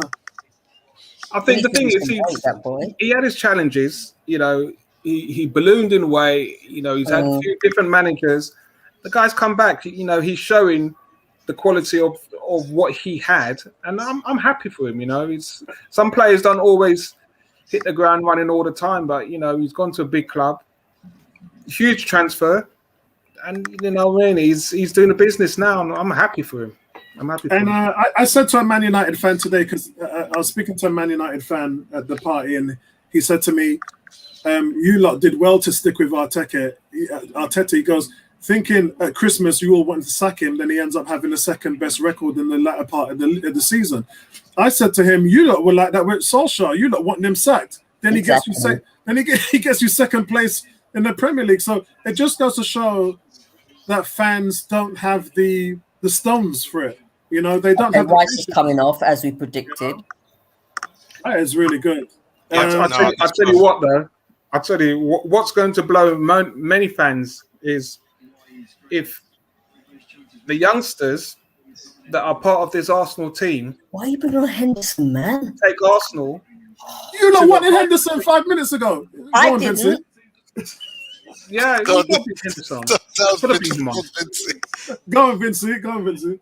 Yeah, the young players and Arteta take these young players to a higher position than they expect them next season. That's going to shock a lot of players, a lot of fans, because people think we have a crap squad. I'll keep on saying, players are one thing, tactics is another, and going out and doing the job. And United have shown that. You look at that team 2 years ago, and you're thinking Solskjaer sitting duck. What did they do last season? Okay, so again, don't discount the role of what a manager has to do by getting players in, but also nurturing talent. Because you know, people can talk about that Scottish midfielder for United, saying, "Oh, he's McTominay." Yeah. Listen, the guy played good on. He played good under Mourinho, and he's playing good under Solskjaer. Young player. That's what I'm talking about. People will turn around and say, McTominay ain't a United player. The guy's doing a business. It's about productivity and about playing into a system, the right system, to get the result. This is a question for both of you. Do both of you believe that Arsenal's plan is to develop players and incorporate them into the side, or are they trying to do what I see other teams do and buy their way back into the top four or being competitive? It's a mixture of both. It's a balance. It's a balance. They're trying to get the balance right. I think we're a selling club. I think we've been a selling club for quite a few years. And I know fans will turn around and say all clubs are selling clubs, but we really are turning into a selling club with our youngsters. We ain't sold anybody in years. Last time we sold was Iwobi. That was the last real. And we got good money for Iwobi. Yeah. We got it good, but I think we're a selling club right now because we don't believe in our youngsters. I keep on saying, you know, Arteta was given the job to redevelop Arsenal Football Club based on our standards and with the youth in the team. Yeah, it's hard. I said this to Ebony last week. It's hard for me to say they don't believe in the youngsters when the person who helped turn your season around was a 20-year-old Smith Rowe and your player of the season is a 19-year-old. So it's hard for me to say that. But it goes either way. We've got evidence to support either. Yeah? You know what it is? I think fans just want more youngsters. Yeah. And I think the reason for that is because of what the youngsters really represent. They represent hope, but then it's what they give. It's that energy, that fearlessness. And you know that whatever happens, that's why from day one I was calling for the youngsters, and a lot of our panel, our listeners and in the chat were saying no, it will ruin them. Don't we need what to. What did I say? What did I say? Yeah, Ebony said it as well. I've said it so many times. Give the kids a chance, and I'll say it again. If the senior players were not injured, Saka and Smith Rowe would have gone on loan, or they would have been sold by now. Yeah, Curve is saying Curve is not a fan at all. Arteta sold the job club before stream. Well, we'll find out whether that's true or not when Arteta gets to complete his plan. When he gets to bring in the players he wants, we'll get to find out whether that's true. Big up to Jared. Jared, nice to see you on there, man. We've been missing you today, actually, because we talked about Saliba in the first half. I wanted to get your thoughts on that. 18 looks like he's got to go. So he says, I'm out, guys. Great stream as always. Cheers, bro. Big up to you, my friend. Have a good one, 18. The thing is with us, with fans and youth, is that they always turn around and say they're not experienced enough. But, you know, it's not about experience. It's about whether they've got the talent, whether they've got the composure to play the style of football required. You know, I looked at Bellerin when Bellerin was on the bench and wasn't getting played. And to me, it was a no-brainer why Arsene Wenger didn't just play him when we had, who's that French left-back? Matthew Debussy. Debussy. Yeah. Play Bellerin because he plays... His natural game is Arsene Wenger's style of football, and he's too young. You cannot stagnate talent in the right system. Look at Iwobi when he went to Barcelona. People were turning around and saying, "You know what? Don't play the guy. The guy was the best player on the pitch, and we had seasoned pros." Yeah, you know what? I think it's down to the manager. You know, it's down to the manager whether they can actually get the best out of them or not. It depends on the manager. It really does. He's seeing them play every day in practice. The reason why he's offered contracts to Balogun and and Smith Rowe, and although Smith Rowe hasn't signed his yet, but I'm hearing it's close. Tierney signed a 5-year deal. Saka signed it. The reason why he's seeing what they do in practice. And look, he's getting it right on some level, but on other levels, he's getting it wrong. Henderson, good goal. Wow, what a substitution! And this is what I'm saying, Henderson. But people say he's another Xhaka. The guy can play ball. Yeah, he's better than Xhaka. Yeah, the difference is Henderson. The difference is Henderson led the midfield cog to win the title. Yeah. he led the midfield cog to win the Premier League. Xhaka, yeah. In fact, Xhaka's been backwards with Xhaka. Header. Who is it that took the corner? Henderson's a box-to-box midfielder, you know what I mean? And he's like that for club. He's like that for country. He's not afraid to have a shot. Harry Kane nearly got a hat-trick before that. That was some strike by Kane. Oh man, this Ukrainian. I can't just say Wenger left us with a bag of cold chips. Yeah. Oh, this is unbelievable. I mean, guys, this is a quarter-final, and we're obliterating the Ukrainians. All right, so now you got Bellingham in his first start. He's coming on. Rashford and Trippier as well. And Rashford and Trippier. So guys, Luke Shaw's coming off. Where's Neomis? Neomis, you still around? Oh wait, yeah, Neomis is around. So Neomis, remember what I said to you guys? Remember what I said to you guys 10 minutes ago? I said the philosophy, the tactics in this game is to spread the ball out wide. Yeah. Luke Shaw's just got his second assist from the left-hand side. Sterling's coming up as well. I had to go upstairs. Who scored? I see it's 4-0. Henderson. Yeah, it's Henderson. Henderson. Yeah. Oh, God. The assist was Luke Shaw. The assist was Luke Shaw. Listen, they're going to come out with 3 lines is going to be on the page, people. I'm telling you this right now. Kane, Henderson, Maguire. So at least it wasn't Harry Kane. That's when they'll have. That's when they'll get all happy, and that's when they'll be all over the paper. When it was Sterling, when Sterling's making those assists, you don't hear a peep. I'm telling you, that's how the right wing press work. I don't care what anyone says. England are running a riot. What's that, mate? It's not a pub team. There are no pub teams in the Four quarterfinals. goals in the 64th minute. It's a pub team. It's a national pub team. Hi, National Bertram. pub team. In the quarterfinals of a national tournament, there's no pub teams. Exactly. We have pub teams who get through quarterfinals. Curve said, we have pub teams. Yeah, we have pub teams who win it like Greece as well, remember? Exactly. 2004. Exactly. So we can't call them a pub team if they get this far, Bertram. They're pub team. I mean, they have a bit of a fight all game. And Curve said American gangster in the house. We call him Bertram a gangster. I'm not a gang. I'm British actually today. When Arsenal are playing again, you'll be Stan Kroenke. Trust me. I am Stan Kroenke. I'm supporting Stan. Stan get too much grief. But we've got to admit that this Ukrainian team have been poor. Yeah, true. Poor. American gangster in the house, and G says Bertram doesn't like losers. I would agree with that one, G. I'm not in the losing business. 1 second. What a display by England, though. England have scored 3 goals throughout the tournament so far in 3 games, and Apollo think they're not a pub team, like a team that scored 4 against. Really? And they scored 4 goals before this game. Well, but they're 4 goals in what? 4 in, but the last game was 2-0. So yes, 4 goals in 3 games.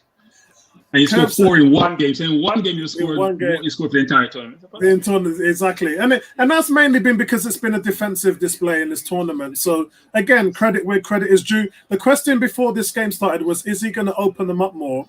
And he's taken the game through the flanks. And he's used that to get the aerial ability of the guys in the middle. And they've really it's a great display. This is going to go down as one of England's best displays in any tournament. Yeah, I mean they beat Germany 5-1, way back when. Look, I think that there's nobody who predicted England losing this game. So if that's the case, go ahead, Naomi. I think that Germany performance was a good one, and also the one where they beat Holland in the European Championships at Wembley. That for me, Shearer and Sheringham, those are probably England's best performances. 96. It's England's strength is down the flanks and allowing their, Shaw and what's his name? Who's the guy who plays for Walker? Yeah, Walker. Yeah. That's they have pace in those areas. These guys can cross. So if it's going to be tough to break down England, it's going to be hard for Italy, I think, because they don't have that Spinazzola. If you think about 90 minutes, if England are rampant, it's good. If they get past Denmark, I think England should really do it. And let's call it out where it is. Yeah, let's call it out where it is. They beat Sweden in the last round. When was the last time we beat Sweden? Yeah. We can't. Have you seen Sweden play? Yeah, I have seen Sweden. I was Sweden against Spain. It was like paint was drying all over the place. It's the mindset. It's the mindset's changed from those old England, Sweden. We've always had trouble with Denmark. We got knocked out in the last one by Iceland. Yeah. Do you remember that? That's England, man. Yeah, that's but Southgate's changed the team. Southgate got rid of all the old folks and got all the young players with skill who came to the under-21 when he was there. Agreed. It's a very young team. And Curve said Bertram's more gangster than Denzel. Mad thing. Training days. Yeah, Denzel's a gangster. He's an actor. He's not gangster. He's saying you know Yardie to be no gangster. England control this Ukraine team cannot get past the England defence. They almost had a chance when Pickford came well out of goal. And that shot that Bertram's right, man. This ain't disrespect to say Ukraine are a pub team, man. Because I'm looking at that chance. That's an easy goal. That's a baby goal. Any of us 5 could have done that. Come on. No, why would you the goalkeeper from there, take the defense like that? Why Germany did that about 3 or 4 times, why would you allow, if you're pressing that high, then you got to keep Walker further back to recover for you because Stone and Maguire aren't the fastest people on the planet. But I'm not sure why a team like Ukraine to get rid of us so easily. G's just said, when will we hear you Brits singing It's Coming Home? Never. Not And me. then Kuke says, it's not only coming home, it's parked in the garage. It's parked in the car in the garage. I'll sing It's Coming Home when Jamaica win a major tournament. No, we need English no, players. the We need English goalkeeper players. So Walker, Sterling, Calvin Phillips, who actually should have played for Jamaica because he wanted to play for Jamaica and he was young Sturt Leeds and they didn't go pursue him. The Jamaica Football Federation have a problem. They have a bunch of English players. Most of those players who are African or blacks active in the UK, a lot of them are Jamaican heritage. Yeah, Jamaican heritage. A lot of them.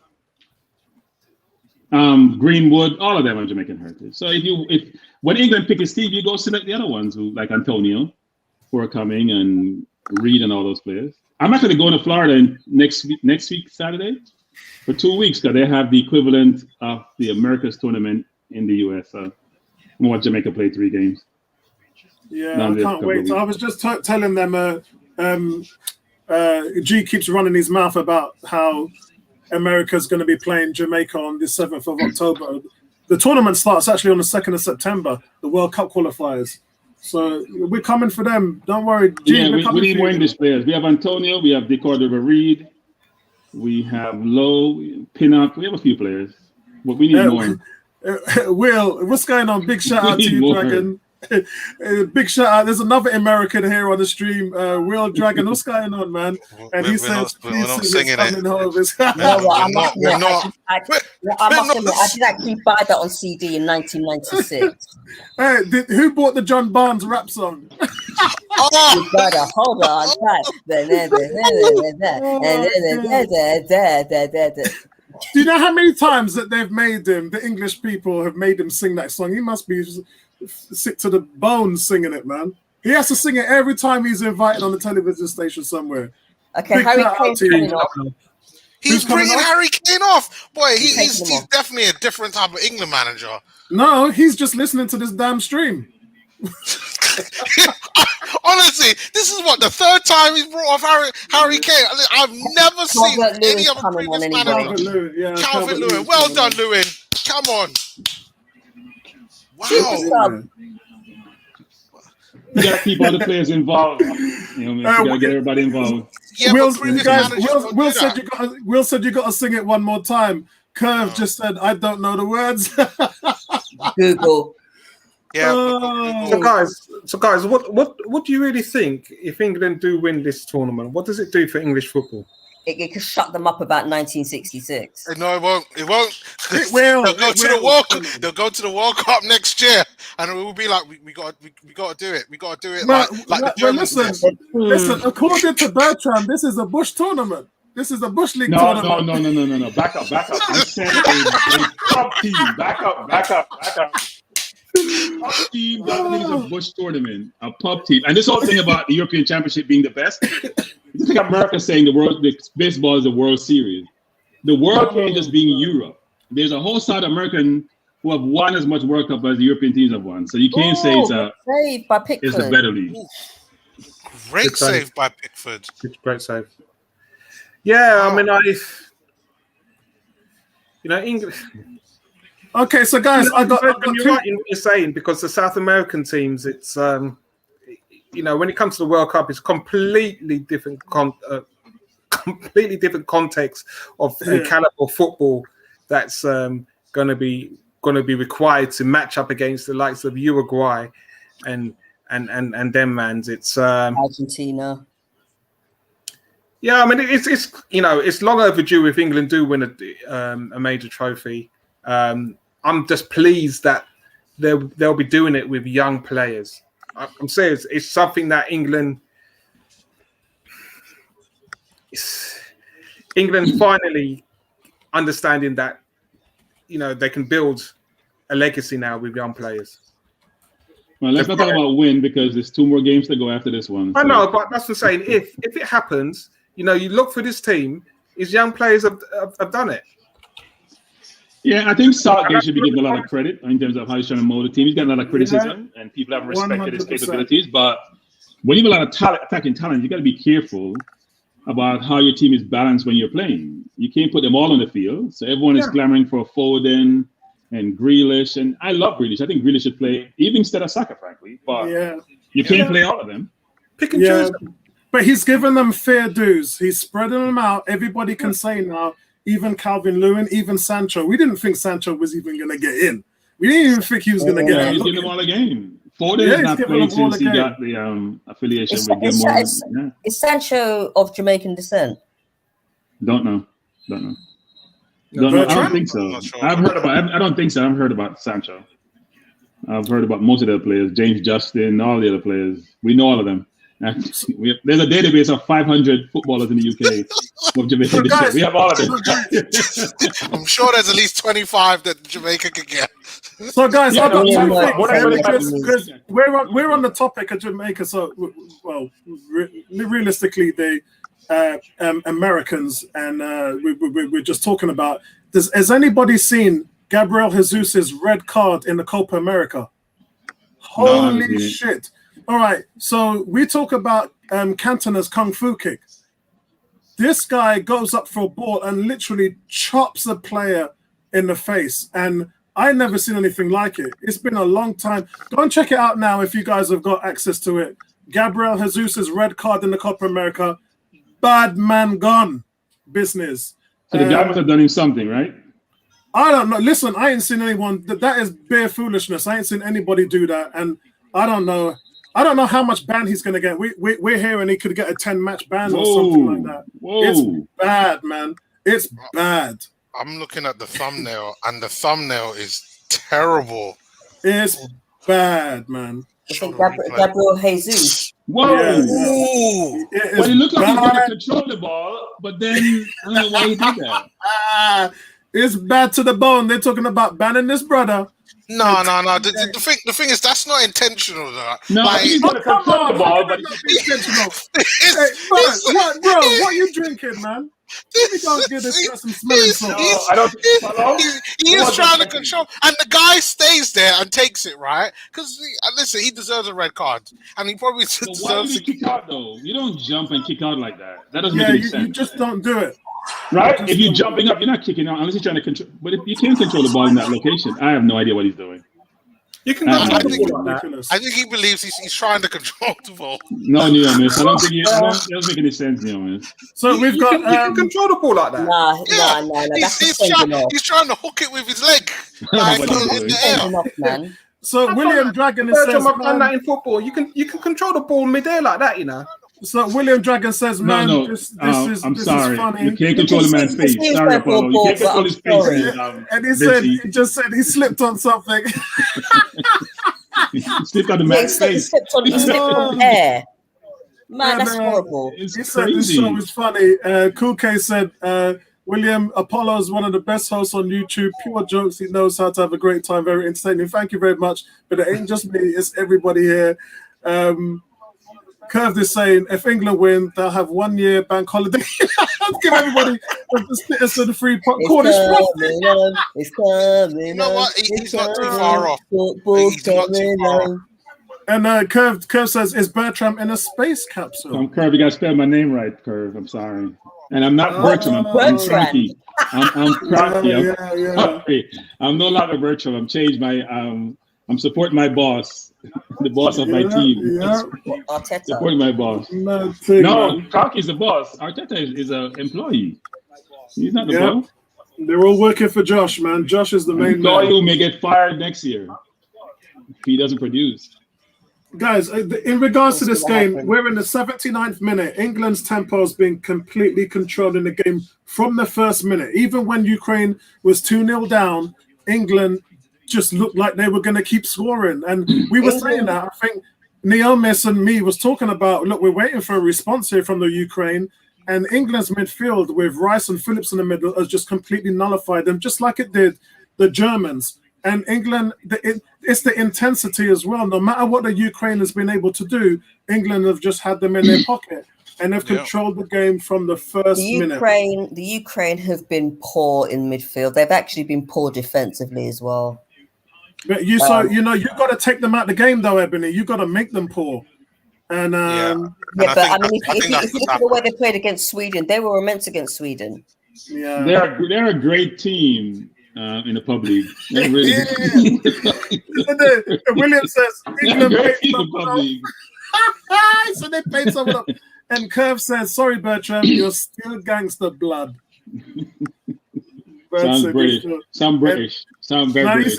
He spelled your name right, so you got to give him. It sounds very British, but I like to when I hear Robbie talking. It's just like, oh my god. Shevchenko looks miserable. So, Bertrand, before you say Apollo was right about Saliba, what's your thoughts about Saliba? I mean, like everyone else, like most people, not everyone else, because you've been saying this from day one, but like everyone else, I don't get why you paid £27 million. It's not like this is throwaway money for a player where you supposedly scouted. You think he has all the attributes. Fofana is at Leicester. He was his partner. He was supposed to be better than Fofana, and you're saying he's not good enough to even get an opportunity to try out for your team. Forget about playing for your team. Really? I don't get that. And why aren't you selling him then? So what happens to this? It's a 5-year contract. So you loan him up for 3 years. You have 2 years left, and he comes back and says, you know what? Go the heck. I'm not even thinking about signing for you.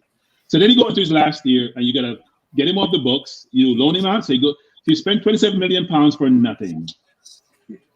Sorry, that's my granddaughter. My granddaughter just gave me some of her birthday cake. The princess. Nice. So the princess has the wrong persuasion, though. Let me just say that. I hate to say that, but it's the wrong persuasion. Anyway, we were saying that no, it doesn't make sense, Apollo. Here's the thing: we buy high and sell low. Why do we do that? I get that, but I said to Vincey that he ain't Arteta's player, never has been from day one. So Arteta didn't pay 27 million for him. Edu didn't pay 27 million for him. The people that did all of that ain't even here. And I likened it to the Di Maria deal when Van Gaal was there. They paid 59 million for him. And this guy was like, I don't care how much you pay for him. He ain't playing for my team. Yeah, but he played though. He didn't play well. I understand that. Yeah, and they sold him. That's the difference. They sold him. I agree, Apollo, but so why are you sending him on loan then? Sell him for £10 million and take the money. Yeah, I agree. Right? Why send him on loan again for? What's the purpose of the loans? I don't understand. Yeah. You don't like him, he's not good enough, or you're gonna keep him until you get fired so somebody's give him a chance. Because you're gonna get fired next year. So maybe that's the reason. I agree. I said to Vincey, sell him for 20 million and use that money to get Ben White in. At least you've got a one-on-one situation where you've facilitated a sale. Get a sale. Get something. No, you don't want to sell him because you know you're going to be embarrassed when you sell him and he plays well for somebody else. So you play this possum game for whatever reason I don't know. You know, if you sell him and he goes hit it off the chart like a Van Dijk, you're going to look really stupid. Yeah. And so you play this loan game to how long you want to string this out for? Because from what I heard from Colin, my contact at the training ground, is when the agent came in for the meeting, the first question obviously was they wanted to find out if he was within Arsenal plans. But I made a video last week talking about where he fits in the pecking order. And I said in my video to Arsenal fans, would you put him number one? No, that'll probably go to Ben White. Would you put him as number two, second best centre-back? No, that's Gabriel. Will you put him against Holding? I wouldn't. So all of a sudden, you're the fourth best centre-back at a club that you want to break through in. So in regards to the meeting, from what I was told anyway, was that Saliba's agent was the one who gave the terms. He said, this is what my player wants. And that meant we are ranking a player and where he was in defense, and we haven't seen him play. I mean, how are we ranking him based on what? Well, that's not entirely true, because a couple of the panel members said he didn't even play preseason when he did. He played 2 games for us in preseason last year, but he's played 2 full seasons on loan. You and I haven't seen it. They were behind closed doors. How did they see it? I know, but remember, the team has a scouting team that monitors all loan players and watches their games. They know what they've got. But the thing is, here's a fallacy in that. So you're saying before you say that, Bertram, listen to this, because this is important. The feedback that I got from them was that he's not aggressive enough into duels, and he backpedals too much. That's what they found from the footage they've seen, which means he's not the player they're looking for. They're looking for a Gabriel type, a Ben White type who's aggressive in duels. That's what they want. They don't have that in Saliba. But Arsenal fans don't get that. And look, I didn't even know before today, and I didn't get it either. But now I understand. He's not what they're looking for, and they know that. He's trained with them for 2 summers. He's the game that he played against Brentford last season. He got tore up. We lost 3-2 in his first game for us pre-season. But he's looked okay in the other leagues, but they're not the Premiership. So when you hear the coaching staff say he's not ready for the Premiership, he's not what we're looking for, they're not saying it out of malice. They're saying it because that's what they feel. So I must say what people are saying when they used to go to Emirates, when Arsene Wenger was there. You don't know what you're doing. You're clueless. And here's why you're clueless. So he played beside Fofana in the League One and played really, really well. Yep. You sent him on loan against this year. In the first month, he was player of the month for the Nice team, right? He was player of the month. That means he's doing something right. You saying he jockeys too much. He's not aggressive enough. So I hear how Guardiola's a brilliant coach and Arteta's a brilliant coach. Isn't that your job then, to get him to be what you want him to be? Isn't that what a manager and a coach is supposed to do? He doesn't aggressive enough. What the hell does that mean? His boy is 6'4", 250 pounds. Really? He ain't gonna be aggressive enough? He when he came to us, they lost his mom or something. He had some big tragic event trying to get over. So nobody's gonna play well when they are psychologically challenged, frankly, because they have had some significant event occur to them, and he may not show his true qualities then. These whole things that make excuses as to why not playing a player. Look, if he's not good enough, not good enough. So sell him. Why are we taking him on a loan again? I'm still trying to figure that out. We're not Chelsea, who have 50 players on loan and can afford to send 50 players out on loan. I don't get the logic. And Arsenal buying, we have gone over this 101 times. Every player we buy, we sell them for a discount. Huge discount. Even Guendouzi, we try to give a loan again. Like, why don't you sell him? Yeah, true. Sell him with deferred payments. I personally think we should bring him back, but, that all depends. So do I. I think the most talented midfielder that we actually have at the club. No, Paul, he's not good enough. He's not good enough. Isn't that what it is? He's not good enough. I'm not hearing that. When he was our best player at the start of Emery's season, where we were third after 8 games and he had 4 man of the matches, he was running things. We don't have that anymore. He was renowned by other managers. Jurgen Klopp was saying we didn't even know about him. He got into the French national team. They were saying, look, he's going to be a staple of the French international team for many years to come. He's a quality player. But whatever happened between those two, I blame Arteta because he didn't fix it. As a manager, it's your job to fix those issues. Any personal issues need to be put aside and for the benefit of the team. How many players, we saw Alex Ferguson deal with Andy Cole and Teddy Sheringham. They never spoke to each other. Vinci, can you back me up on this? Yeah. They never spoke to each other for a whole season, yet Alex Ferguson got them to play. But this is the point I'm saying. It's like you can herald as much as you want about Mikel Arteta, but I will say 90% of the problems right now at Arsenal Football Club is down to his management, and you can't hide it. Or lack thereof. It cannot be hidden. And as Bertram has eloquently alluded to, which what I said at the start when we talked about this, it is nonsense. As a football club, Arsenal Football Club, you're talking out of one side of your mouth by saying this and doing another on the other side. It's nonsense. Yeah, it is. Will says, so why pay so much for him? Well, that's the whole thing, which is what I've told Bertram and Vinci. The current setup at the club didn't buy him. So the people who bought him, they're gone. Yeah, and they bought William too. Let's be fair, man. I mean, it's amazing that Arteta thinks he walks on water because he was Pep Guardiola's assistant, and he has so much autonomy and power for a junior manager with no experience. That's amazing. If I'm cranky, well, Bertram, I'm telling you, play Saliba. I don't want to hear what you say. Play. Yeah, we're going to be answering that question at the end of next season, and he will be judged. Believe me. Yeah, know me. I'm a man of my word. Willian was bought by Arteta. brain. It was it was Edu. It was the Brazilian connection. No, it's Arteta who convinced. William said it. Arteta said he's going to make Champions League. No, it's Arteta. Bertram, you know I got my contacts. It was Edu that pulled the trigger. So William come out and said Arteta convinced him to come to Arsenal because he was going to play Champions League football in 3 years. We're going to win Champions League in 3 years. He convinced him to come. Edu may have bought him because he has the authority to buy. Yeah.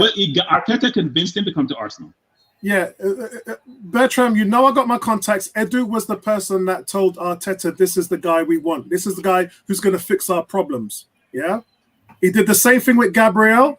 Yeah, everyone knows that Arteta sweet-talked Gabriel into not signing for Lazio and Napoli and come to Arsenal instead. Who do you think found that player? It was Edu. That's Edu's job. But if the manager says, you know what, I don't want this player, right? Wait. The manager's convincing the player. That means the manager was sold on the player too. It could be the manager saying, no, go get me William. Yeah. And they say it's Edu. Well, you know what? The manager's the one proposing these players to the person who made the acquisition.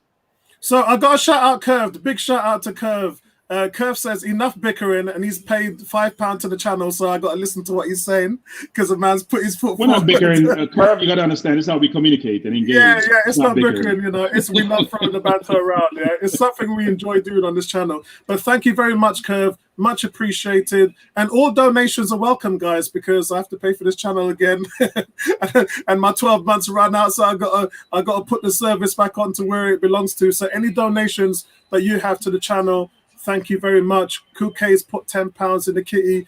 Thank you as well, my brother. Much appreciated.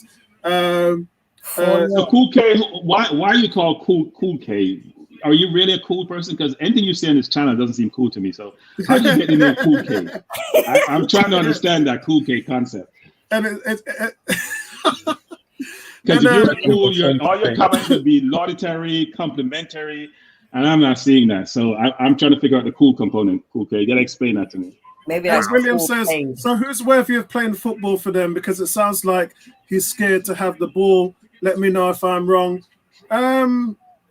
Yeah, like I said, look, I think that you've got to give him the players, give him the autonomy to choose the players he wants, and then we'll see where the, Curve is saying he's only joking, just fooling with you guys. And then we'll see where all the sticks lay. You know, we'll see where everything is once they. I agree. Part of the strategy employing, which is get rid of the dead weight, because we have a ton of dead weight, right? You got to get them out of the club. Yeah. And he's getting them out of the club. We got to get younger. We got to get better and better quality. And he's doing some of that. But at the same time, because I follow a lot of Arsenal forums, frankly, too many for that matter. And it's consensus almost around the Saliba situation, which is do something about the player. Don't keep sending one on loan. And you're just making more frustrated, especially when you're young and you've gotten accolades when you're young and you're telling me I'm not good enough. And that give me an opportunity, which the player said when he went back to Nice. Sell him then. If you don't think he's good enough, sell him. I think, remember, when it comes to loans, that's always the player's choice. And what we've seen with Maitland-Niles, what we've seen with, now we're hearing Nketiah has told them, send me on loan or sell me. It's just out of frustration. What they're doing with Reece Nelson, they've just told Reece, we don't want you to go on loan because we want you to be a part of what we did. He should have been a part of it last year. When you kept that's not what I heard with Reece though. No. They did with Balogun. They've signed Balogun. Balogun hasn't even featured. Yeah. They tricked him. No, to they sign. gave Reece a choice. They gave Reece a choice, and Reece chose to stay, which is a bad choice, frankly. Yeah, they did that with look at what happened with Maitland-Niles. He should have gone to Wolves for 25 million last year, and they talked him into staying. And what's happened? He's been devalued. Now, Maitland-Niles caused his own problems. He was brilliant when we won the FA Cup. He was atrocious for some of the games that he played in this current season. Yeah. And when you don't play well, stop complaining. If you play well, you get game time, like Saka has. This whole notion of, you know what, the coach doesn't like me and the coach doesn't play me. In some instances, Saliba and Arteta, we can say, yeah, maybe that's the case. But Maitland-Niles has a choice. He hasn't produced. And even when he went to West Brom, he didn't play that wonderful. He played okay. He didn't differentiate himself from a West Brom team. Yeah, I spoke to a couple of West Brom fans who have been fans I've been trying to get on the station, and he's been and they were saying he's been their best midfielder. And it's I watched all the games. I know you have. All the Newcastle games, I watch all of them. He's been okay. In fact, he's got chances. He has to put them away like Willett has. He's gotten like 3 or 4 good chances, and he fluffed them. He's not really a scorer, though, is he? I understand, but by the end of the day, Bertram, your brother. Hello, Tony. Hey, Tony, how you doing? Yeah, Tony, your partner in crime you have to join the party, international football, Tony. England's in the semi-final. So it's time to join the party and get disappointed at the end. But it's okay. It's good to be in the game. And we're going to talk about that, guys. So England have won 4-0. They are now in the semi-finals. As it stands, Tuesday, the 6th of July, which is next Tuesday. Yeah, just checking my calendar. It's Italy versus Spain at Wembley Stadium, which is just around the corner from me. I can see the stadium from where I live. And that is going to be at 8 o'clock. And then the following day, on Wednesday, it's the second semi-final, which is England versus Denmark, again at 8 o'clock, again in my hometown of Wembley. So congratulations to England. It's going to be a cracking. I mean, if you'd have told me it would be Italy-Spain, that is a dream semi-final. And then England-Denmark, a team that England, we know they're going to struggle against because Denmark plays sound football. They don't have any real weaknesses, in my opinion. Maybe they could do with a more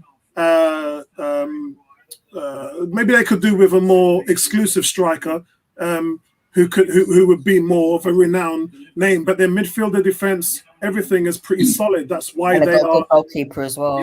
Yeah. That's why they're in the semi-final of the Euros. So that's going to be a tough one. I'll tell you, England's going to play Italy. England is playing Italy. We can talk about Dolberg, if he's given the chance, will cause trouble for England. Dolberg. Game is played 2 ways, Vinci. They got to defend England too with all England's attacking talent. They have to defend England. No, that's what I'm saying. You can't switch off from that guy. The guy, he can shoot corners. He's keep an eye on him. Southgate's problem is that he has a full team to pick from. All these players are available. No yellow card to worry about. Let's hope he picks the right team. So, guys, just a little off topic. So, William said, who would you think has got the best team for the title next year? This upcoming year? Wow. I'm going to stay with Liverpool. Yep, they're going to come back and win it. I'm going to stay with Liverpool. It all depends on what teams do the transfer window. So we haven't seen the transfer yet. That Van Dijk is coming back. They bought the kid from Leipzig. Liverpool have bought well, but I don't know. We'll see what happens when City go out and purchase their players. And Man U also is making splashes, right? Yeah. They're going on buying players, even though I think they still have some challenges. But it doesn't look good for us. No matter how much we buy, think about it. And Bertram, if we're thinking anything else other than what we are, then we're again having over expectations. Vinci, we need 6 transfer. I'm not paying £250 million to not be in the top 4. Yeah. Look, we need 6 transfer windows. That's how many to do what? To do what? Excuse me. What am I hearing here, guys? Come on, 6 transfer windows to do what? We need 6 transfer windows to see an abundant change in this team, a complete and utter change in this team. We've known that from day one. When they walked, what will that change be in regards? What's the output? An entire new set of players which are akin to this philosophies that the front office want to run. So you say 6 transfer windows. I'll say this. Does that give you top 4? Does that give you a trophy at the end of those 6 transfers? What the 6 transfers? Not a trophy, because we got a trophy in 6 months, so I think it gives us top 4. No, so you say top 4? Yeah, I think it gives us top 4. Top 4 is going to become ridiculous to achieve. It's going to be. Yeah, it is. Right. So think about it. Think about it. City and Liverpool always going to be up there, just given the quality of players they have, those players' age, and the resources they have, mainly City. Chelsea owner doesn't mind spending money, and he's flashing the cash, but they've got another money from the Champions League and all the trophies that they won this year. Man U is the whole decision to have a runaway league has forced some of these owners to try to appease fans by spending money. That's why Kroenke's spending money. Yeah. Now they realize that, you know what? If I'm not going to be able to achieve what I wanted before, I got to spend money to compete. So you're the top 4 teams so far. Leicester is buying prudently, as they have always done. so they'll compete. Villa's owners, who are Americans, are very ambitious. They won't get there now, but the next 3 years they're going to compete. Spurs will flounder, I think. And if we buy well, we'll be able to compete. Yeah, Is it compete for top 4 or top 6? I think that's a fair assessment. At the moment as we stand now, the way I look at the team, I think we can get into the top 6. But that's not what we want. We want top 4. But top 4 could take... But taking into consideration that we don't have any European competition, I think that would actually give us a little bit more room to maneuver in terms of getting higher up the table. That's the optimism in me. Yeah. But we don't know. I mean, I've always said Go ahead, no problem. I've always said to Tony, Klopp, it took him 5 years to win the Champions League. Sorry, 4 years Champions League. It took him 5 years to win the title. And that was deemed acceptable turnaround in transition from a new manager to the upper echelon of the league. And we want it to happen yesterday as Arsenal fans. We got to get out of that mode. We got to stop it. We got to get on board with the development or not. Yeah, I'm on board. I want to see what happens at the end of next season in terms of progress. If we finish top 6, then we're on the right track. If we fall backwards, then I'm gonna blow up on Arteta. He's gonna lose my trust. And that's just how it is. It's a tough league. We know it's hard, it's unforgiving, but at the same time, it's gonna take time. Vincey. I think, again, I don't like those comparisons with Klopp and Liverpool because those teams had a stable team that was running and were challenging for top honours at the time. Hey, with Klopp, he finished 8th in the first season, same as us. Okay, he took over a team from Brendan Rodgers, and Brendan Rodgers missed out on winning the league. Let's keep it real. That's my point. Let's keep it real. 8th. Yeah, the team was challenging for the league. That's the standards of what Liverpool were working with. The bottom manager in, they may finish 8th. We are not that team. So we should stop comparing us to that. We're nowhere near that. It's I think the comparison is more so transfer windows, as I said. But it's a comparison that doesn't allow us to rebuild properly. We're not that team. We should just stop it. Because we're going to expect, six transfer windows, we should be doing. No, we're not even there. Not even in that ballpark. And this is because the club have allowed us to go as far down as where we are. So we can't expect 6. You know what? If we get 6th in the league and possibly get a better cup, another cup, great. Because we've fallen that far down. That's the reality of where Arsenal are. So I think the problem for Arsenal... And again, Arteta is not Klopp. He's not Klopp with that experience. So to expect that... No, 2 different ballparks. Yeah, look, I think the biggest problem for Arsenal, we've said this in this formula all the time, it's not Arteta, it's not the players, it's who's making the decisions, right? So you buy poorly, you get poor results. You got to buy quality to get good results. And our transfer business has been beyond awful, atrocious. Any adjective you want to use to describe it, it's being ridiculous.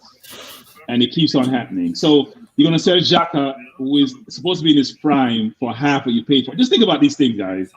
You're selling players who are in their prime for half what you pay for them. Because they're not good. But even that discount is not 50% discount. Sorry. He just had a brilliant Euro. He's selling for £70 million. You know what? Roma, take your 70 million and go do what you want to do with it. I'm not getting you for £70 million. We're looking for Locatelli to pay 35 million for Locatelli and paying 70 for Xhaka, who had a wonderful tournament, exceptional against France. I'm sorry, but you don't know how to do business. You don't know. If this was Daniel Levy, we'd be doing a much better job of selling people for higher prices and buying people for lower prices. We're clueless. Don't have any financial people with expertise. Don't know how to negotiate contracts. Totally ridiculous. Bertrand, are you requesting for you to be part of that financial decision-making process then? I couldn't be that bad. I could not be that bad. Sorry. Yeah, and for me, I don't buy stuff. I buy discounted stuff. For me, I'm actually surprised that Xhaka's worth 20 million. I'm actually surprised. No, because I'm actually he's had a good tournament. Xhaka Like much that. more He's had a good appreciated tournament. Arsenal Yeah, than he's had a anything good tournament. Doesn't take away what he's done. Every No. top team, every scouting, setup in every top team has watched what Xhaka has done in the Premier League over the last 4 years. They're not stupid. They know exactly how much he's Can I done. just say that, in the actual page itself, on the 101 page on Facebook, a couple of people have said that, Xhaka, he's great.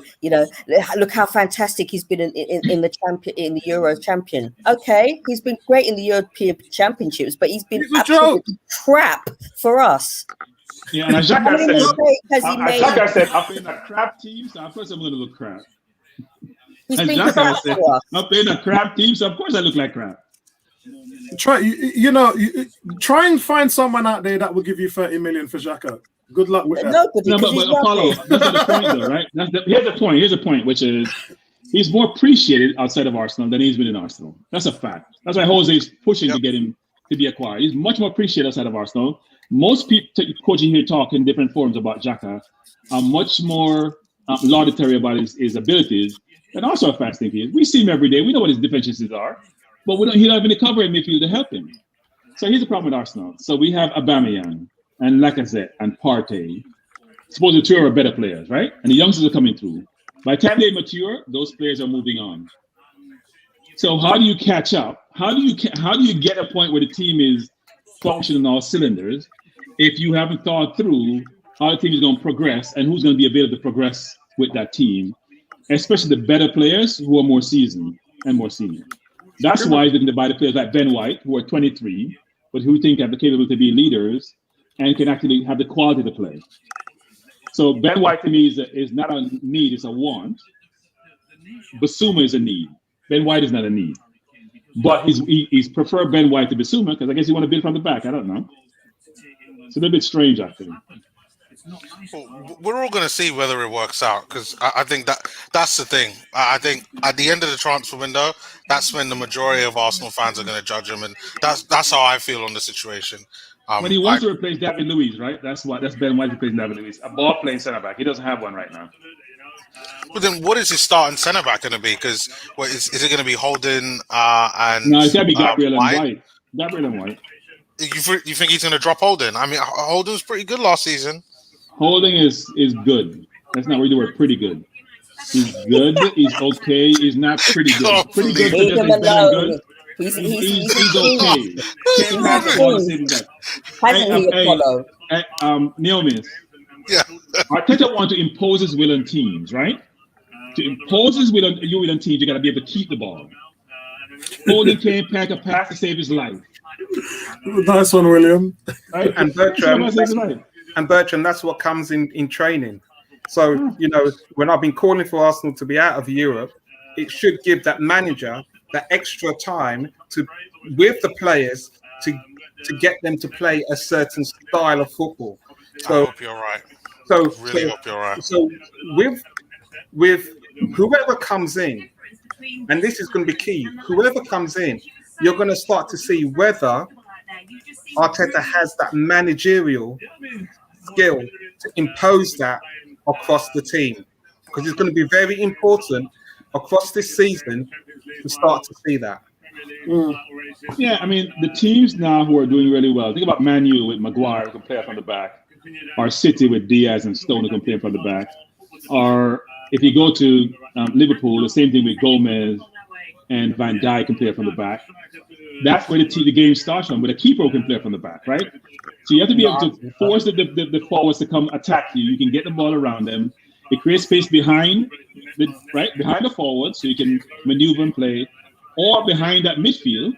If you're pressing, let's say England's trying to press today, and Kane can't press to save his life, so it's easy to beat the first press, right? So there is gaps in pressing we got to be able to exploit. We got to be comfortable on the ball to do so. If you're not comfortable, you can't do it. That's why we struggle. We get pressed and we get all flustered because we can't keep the ball. So, guys, I am actually going to go for... I've just finished writing my player ratings. Let me just find out. Seems like we've got so much work to do for next season. Yeah, we have. But it's like I said, you you guys hit me with so much, and all of it is worry, and you never talk about anything positive. But with me, I'm always going to play devil's advocate, and I'm always going to balance the chains, because I see what's happening, and I see also the fact that then we're not only developing a new team and going out there and finding new talent to fit the system, but we're also developing the front office. Vinay knew in his role. Edu knew in that technical director's role. Arteta knew in that management role. It's not just the players that we got to find out. This whole thing is a program that is being developed a long way. And yes, they struggle, and yes, they've been atrocious with some of the decisions, but they're trying to figure it out. They're going to make mistakes. That's just how it is. We would expect that. You guys talk about the transfers and all the other stuff that has gone wrong and player personnel, and I agree with you. But the owners are developing this front office as well as developing the actual program. That's what's happening, and it's not going to change. So we have to understand it. We can complaining about it every week is not going to get us anywhere. Yeah, but Apollo, Arsenal's like Philly. It hasn't. Arsenal's like the Philadelphia basketball team. I tell you to trust the process, and the process is blowing up every single day. Sorry. I tell you one thing. Hold on. So before you go, Vincey, it's blowing up every single day, but yet they've got the second best record in the league since he's made those major changes. Apollo, when last did we make the top four? That doesn't answer my question. No. Let's go. I'm going to start. When last have we made the top four? You don't answer my question with another question. No. When last have we made the top four? What did we finish last season? I love this thing. The season started. All right. We last made the season started last. What's the season start? October or September, because we had COVID. We last made the top four when season didn't start in December. Apollo, I hate to tell you this. The season didn't start in December or January. No, that's not how it works, bro. That's not how it works. So why we the last month of the year? Whoever wondered if I won 4 games the last month of the year. You know what? I was the best team the last month of the year. Yeah, but Bertram, I'm only answering your question. You said every day has been getting worse, and it hasn't. It is. Well, I just told you since Christmas it's been getting better. But you said it hasn't gotten any better. Hasn't gotten any better. Okay, that's hasn't gotten any better. It hasn't gotten any better. We finished 8th last season. I accept. I respect your opinion, Vincey. What I'll say is, you want positive? Well, we are getting rid of the deadwood within the club, and I am happy that at this stage Arsenal have a wealth of young talent at the club. My biggest concern is I don't think Arsenal Football Club really value the young talent within the club. Oh, I thought you was going to go in another direction. And that's the concern that I have. We've got the youngsters because most clubs would want to have young players coming through. We have young players coming through. So that's a huge positive for Arsenal Football Club. And this is why a lot of fans are talking about wanting a manager who's going to integrate those young players so the club moves forward in a healthy and positive way. I thought you was going to say we've got these young players, now we need the veteran leadership to carry them the rest of the way, and then you went off into the problem I have with that is because Arsenal are known.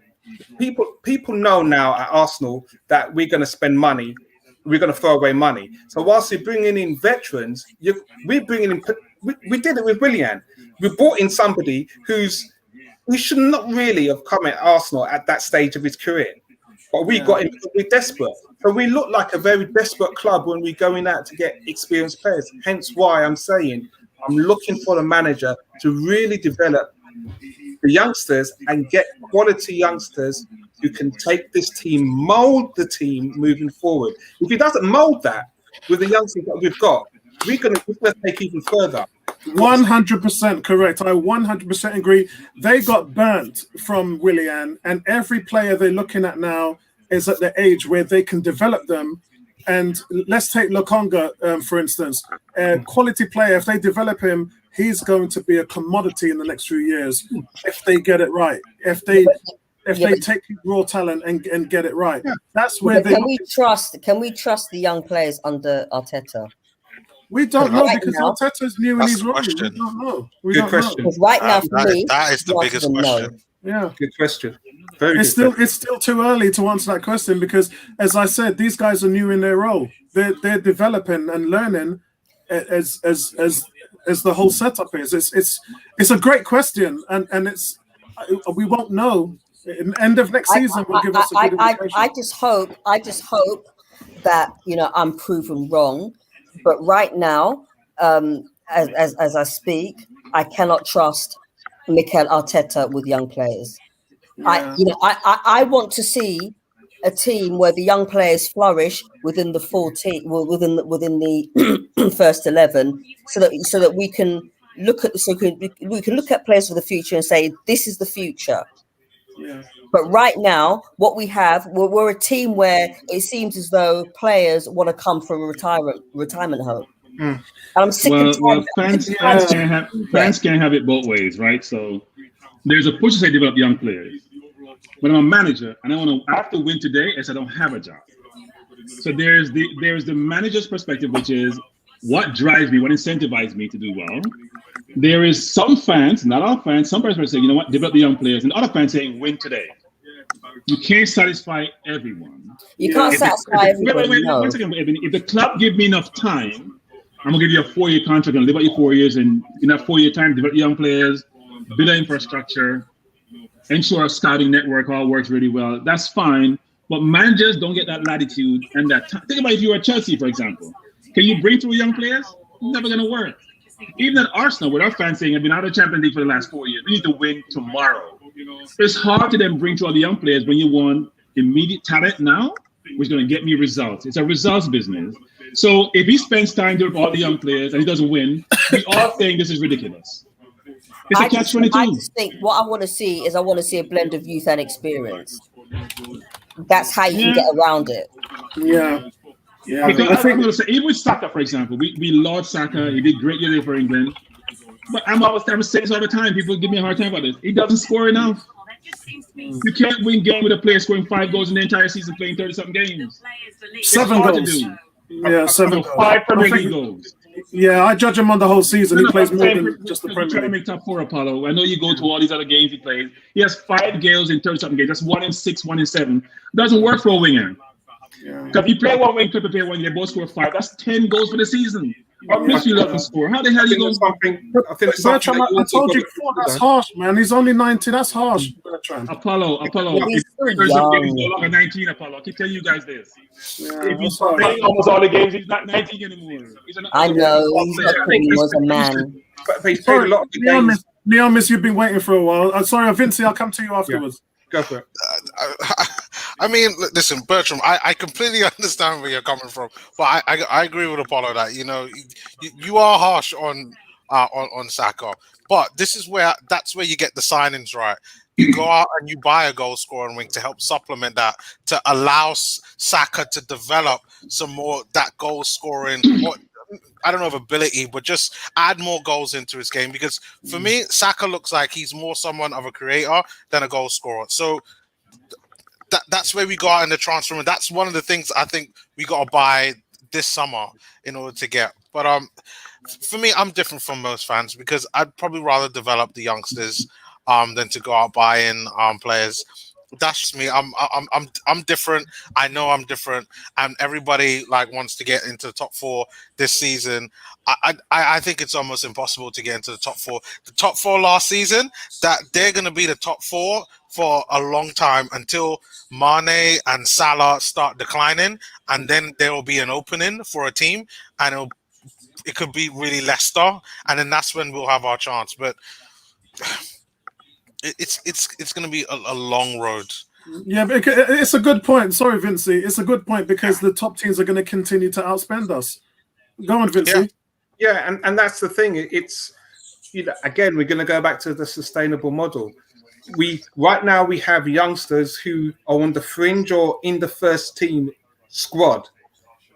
What we're not talking about is the fact that Steve Bowles now gone, and who's going to be bringing through the next level, the under 23s. So it's like the future of Arsenal Football Club is not just about going out and buying players now and getting into the first team is who's going to be developing a standard of football with the youngsters that we've got in the under 23s, because they're the ones who's going to be propping up these youngsters who are on the fringe or in the first team squad. So Arsenal, this is what I'm saying. There's a huge challenge that with Arsenal Football Club to restructure themselves, not just the first team, their identity with football across the first team and the second team with you.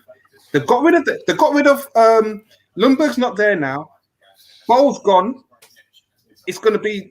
I want to see who's going to come through. Saka. Yeah, Matt Saka. Where's All right, Paul guys. going to? Has he just been sacked or? He's been sacked. He's just taking some time off. So, guys, I'm going to go over my ratings. I did have an 8 for Pickford, but he made a horrid mistake in the second half. I don't know. He tried to come out for a ball on the route 1, and he completely woofed it. And we could have been in big trouble had John Stones not been here. Actually, it was Harry Maguire who had not been there to bail him out. But I'm giving him a 7. For me, he's been the goalkeeper of the tournament. I don't really need to talk more about him. He made another quality save today. Kyle Walker, I've gone with a 5.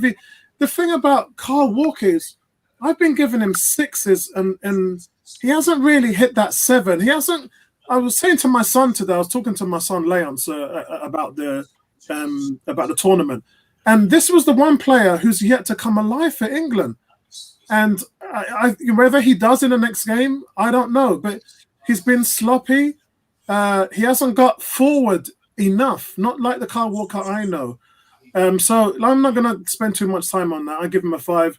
John Stones, solid again today. Give him a 7. The defense is watertight. Say what you want about it. This is the 5th clean sheet in a row. That's now broken a record. No team has gone in a tournament of this magnitude and had 5 clean sheets in a row. That has never been done before. Harry Maguire gets an 8. Again, I don't think he was as defensively tested as John Stones, but then he gets forward. Remember in the previous game when he had that chance, came in for a header and missed the target, and we were saying, come on, you got to be doing better than that at this level. What does he do? Comes, does the same thing, puts the ball in the back of the net. Made no mistake this time. He gets an 8. Solid game. Luke Shaw gets a 9 from me. What a game. Outstanding. He was up and down that left-hand side. He allowed Sterling to get that space into the middle because he was supporting him in a way. I would wish Bellerin would support Pepe on the flanks. And the 2 assists, absolutely golden. His deliveries, impeccable. Brilliant from Luke Shaw. Calvin Phillips. I gave Calvin Phillips, I gave both of them, Declan Rice and Phillips today. That midfield has been, for me, the most solid midfield in the whole tournament. Not attacking as much, but their defensive work and their discipline in space and managing their gaps has been phenomenal. Well done to the both of them. Mason Mount, though, a solid 8. He didn't. His first game, I thought he was poor, but he was effective, getting upfield, getting in between the tackles, breaking forward, carrying the ball, dribbling past players, getting England into the final third. Great game. This is exactly this is the level that Saka has set. Yeah. So for Mason Mount, we're talking about Mason Mount. Who's the other guy? For Man City, Foden. Yeah. Mason Mount and Foden. Saka has played to a level that Southgate wants these 2 players to achieve, and I think Mason Mount did that especially in the second half today. Sterling gets a solid 9. I'm not even going to have to explain where I'm going with him because I talked about his numbers previously. 22 acumen's in his last 21 games. That's 15 goals and 7 assists in his last 21 games. Imagine that. At the international level, you've had a hand in 22 goals in your last 21 games. I need to find another player in world football who's doing that. Is Messi doing that for Argentina? Is Ronaldo doing that for Portugal? Who's having that kind of impact on their team at the international level? I digress. Actually, no, that's not digressing. I'm giving him bare respect. That's what his picture's in the background right now. Sancho, 7. shocked that he got the call, to be honest. But he proved to be so dangerous coming in on the inside, linking up with Shaw on that side and Sterling in the middle. And I think he done his due diligence today. I think he was fantastic. I think he tailed off a little bit towards the end, but that's probably because he hasn't played a lot since the season started. Harry Kane, I'm going to give him a 9. There, you heard it, Andy. I'm not going to go any more into it. You got your 9. Yeah, you got your 9. Henderson, brilliant substitution, 8. And Darren Southgate, I give Southgate. I think I give Southgate a 9. He got it right today, 100% bang on everything. The shape, the intensity, the formation. He changed to a 4 at the back. That really worked. Henderson he brought on, came on, scored a goal. Everything he did was work today. You guys don't have to do ratings. You can just go around and give me your thoughts about what you felt about the performance as a whole. Or if you want to do the ratings, it's up to you. Ebony. Okay, I'll do it slightly differently. Pickford, I'll give him an 8. It would have been a 10 had he not come out and almost allowed the Ukraine to score their goal. But then, the goal that the Ukraine could have scored, we could have done that. That's how poor the Ukraine were today. But you can't take anything away from Pickford. He's been immense. I think he's been, dare I say, the best goalkeeper in the whole tournament. He's got vision. He knows when to come out. He can play from the back. He doesn't just stand there and wait for something to happen. He can actually see it happening before anybody else can. And that's the kind of goalkeeper that we want. So I'm going to give him a 9. The defense, watertight. I'm going to give the whole of the defense an 8.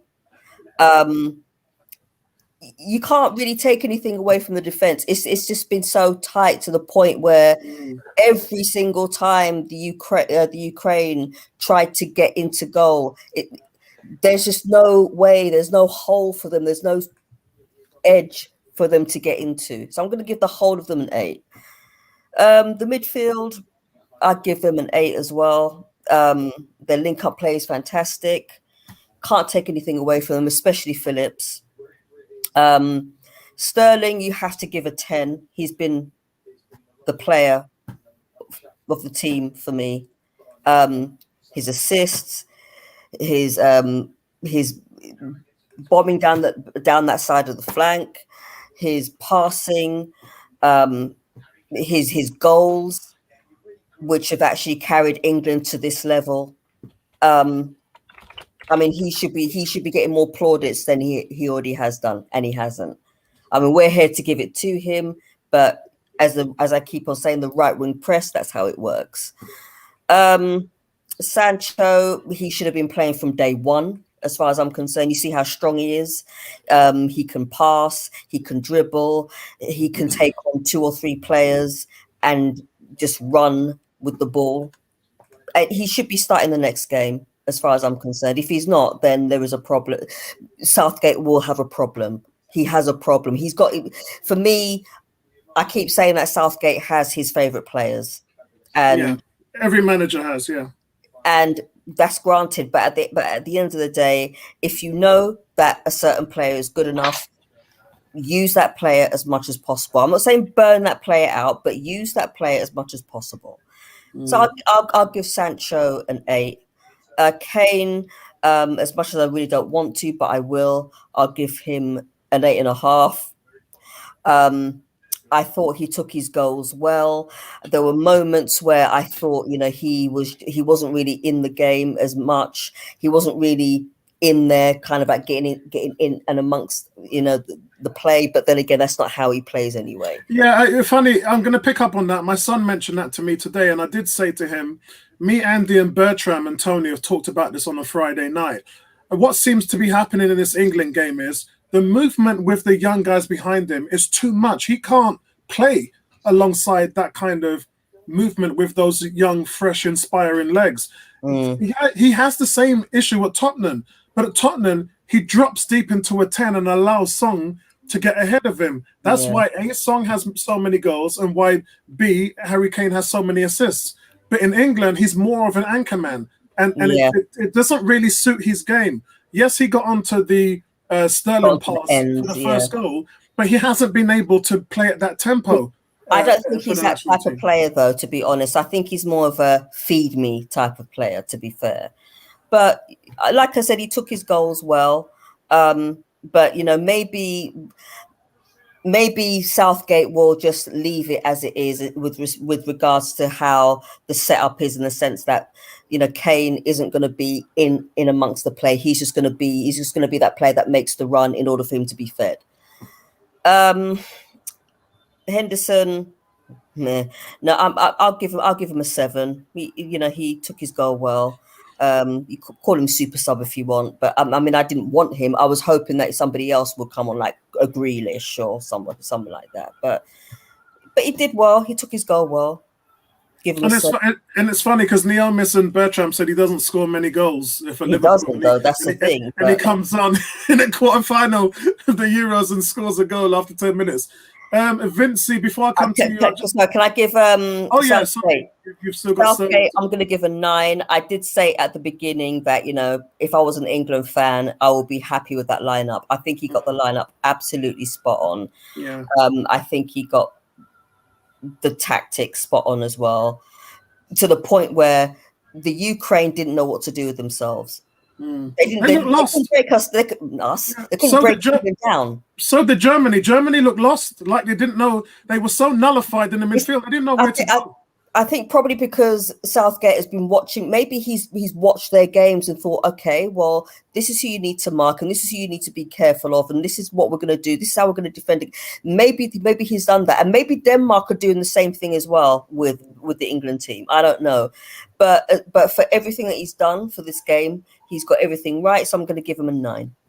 Yeah, Vincey, before I come to you, I got to say one thing that has surprised me about teams, and as an Arsenal fan, I know that our managers have been telling the players to go out with a game plan, and our players have not had the discipline to enact that game plan. What surprises me with this setup is that Southgate has got Declan Rice and Calvin Phillips playing in a certain way in the midfield, and both guys for all the games have been 100% sticking to the game plan, playing everything to perfection, and they're both defensive as well. So that's why Ukraine couldn't get past. Yeah, they couldn't get past them. They found it difficult. Vincey, what's your thoughts? Again, you can either do ratings or you can give us your overall. Just to answer, I'll give my ratings. Just to answer your question, this is why I don't have any fear with Southgate. I've said it earlier on the forum. I said he is doing what needs to be done. You know, England need to be disciplined. They need to be mentally astute how to play international football. He's making those adjustments where England's not going gung-ho. You know, we're keeping our shape, we're keeping our spine and our discipline, and we're allowing the players who've got the ability, your Sterling, your Shaw, your Sancho, your Grealish, your Saka, and Kane to do the damage. It doesn't require the whole team to go gun-ho and box to box and crazy, passionate football to lose yourself in an international game. This is the best chance that an England team has had to get to a final, and they're doing it in a very mature way. I'm very impressed.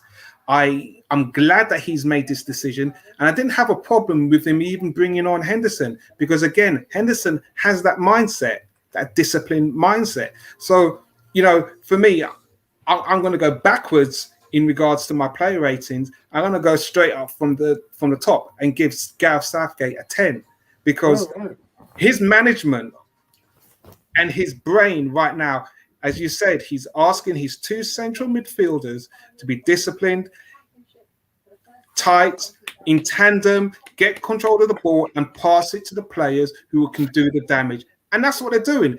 Some people may want to get some attractive players, more attractive players on the ball. When we need to, he's got it in reserve and he can bring them on. And he's showing that. He's given a lot of players today opportunities. I'm giving him 10. I cannot fault him. And this is something that England have come up against other nations in big tournaments, and they've done it to England, and we haven't learned. Gareth Southgate has learned, and he's making sure that this tournament, England are going to have the best opportunity to move forward.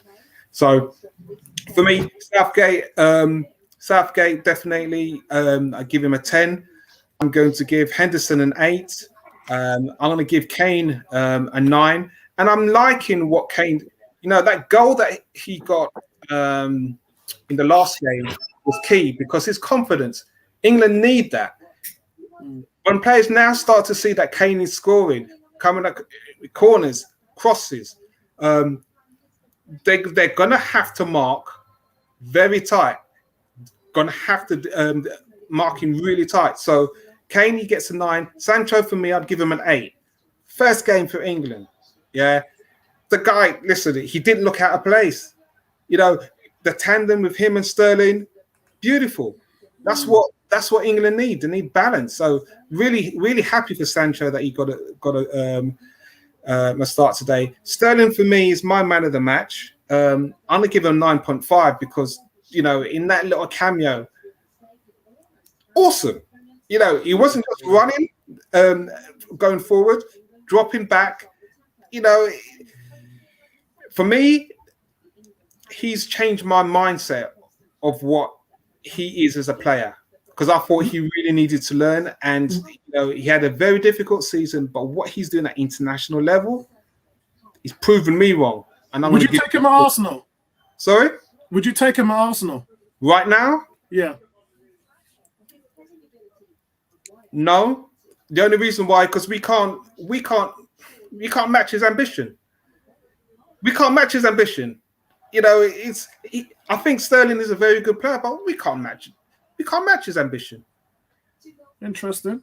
And in that regard, he's going to get frustrated. Remember, because he was one of the players that said Arteta was the reason why his game has developed to this point. True, but we don't have until we can get the players who's going to allow Sterling to perform.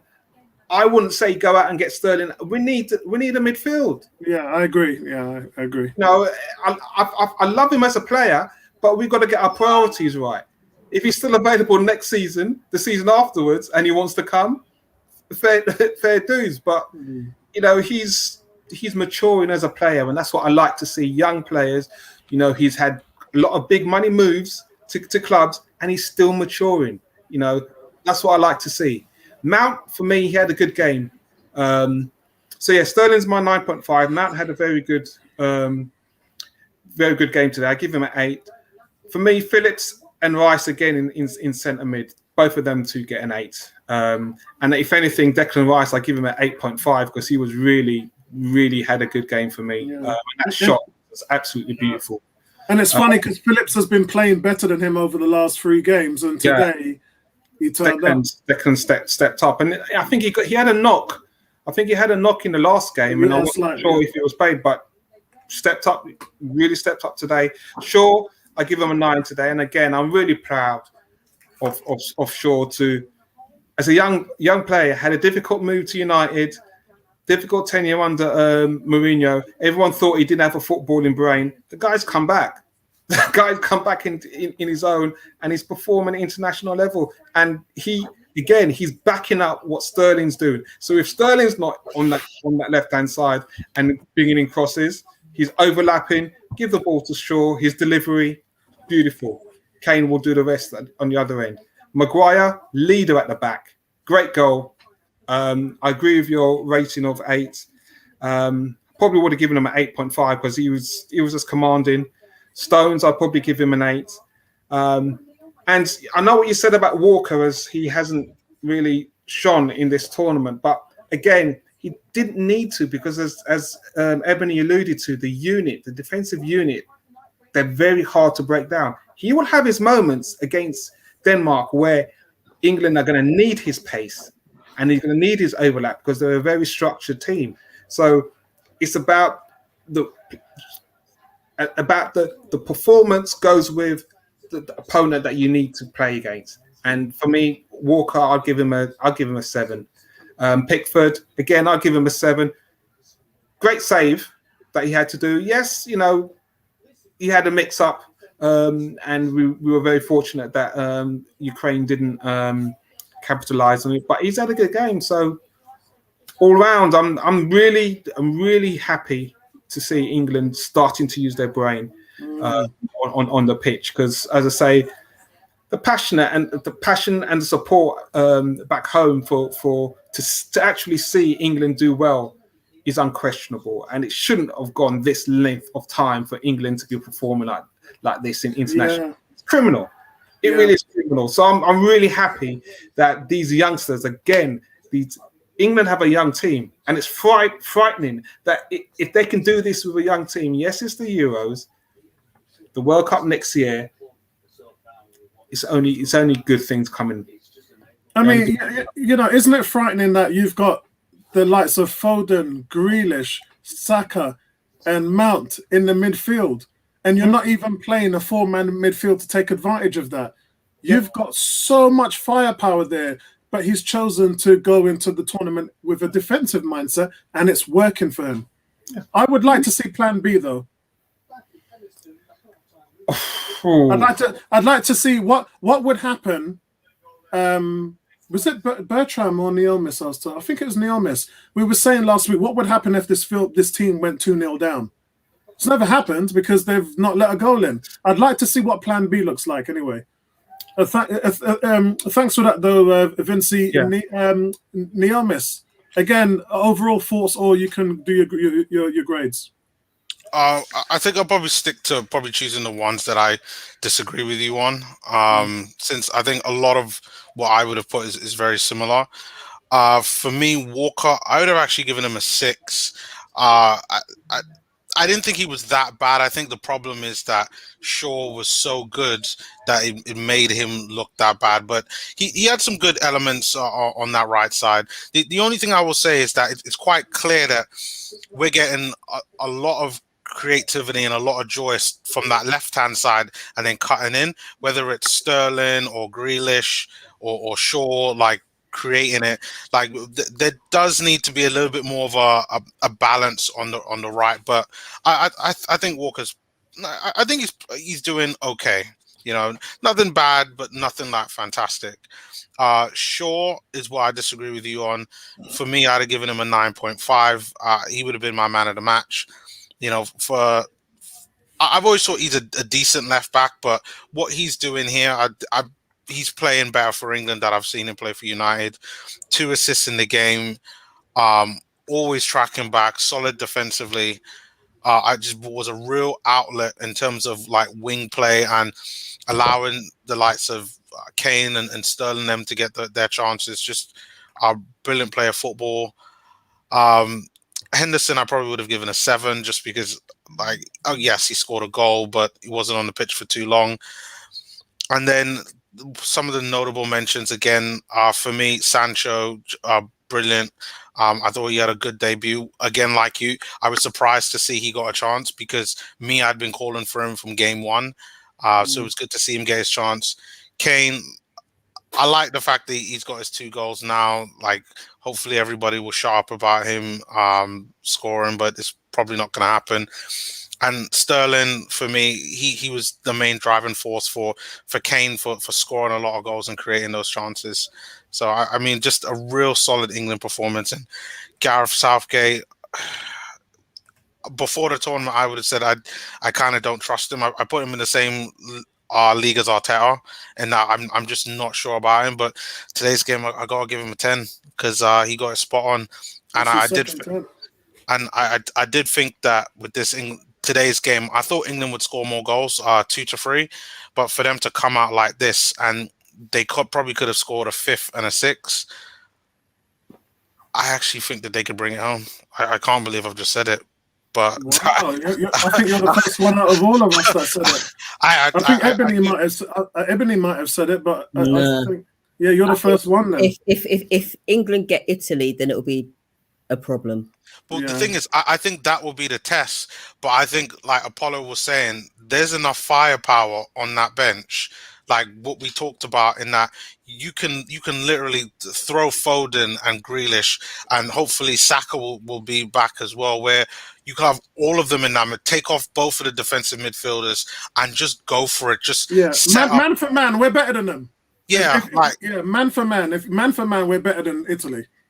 You know, like it's like there is enough talent there, like that Southgate has, where we could punish them. For me, it was only France and Belgium that I was ever worried about. Those are the two that I know that man for man. And when you look at their bench, they're the ones that can go toe to toe with England.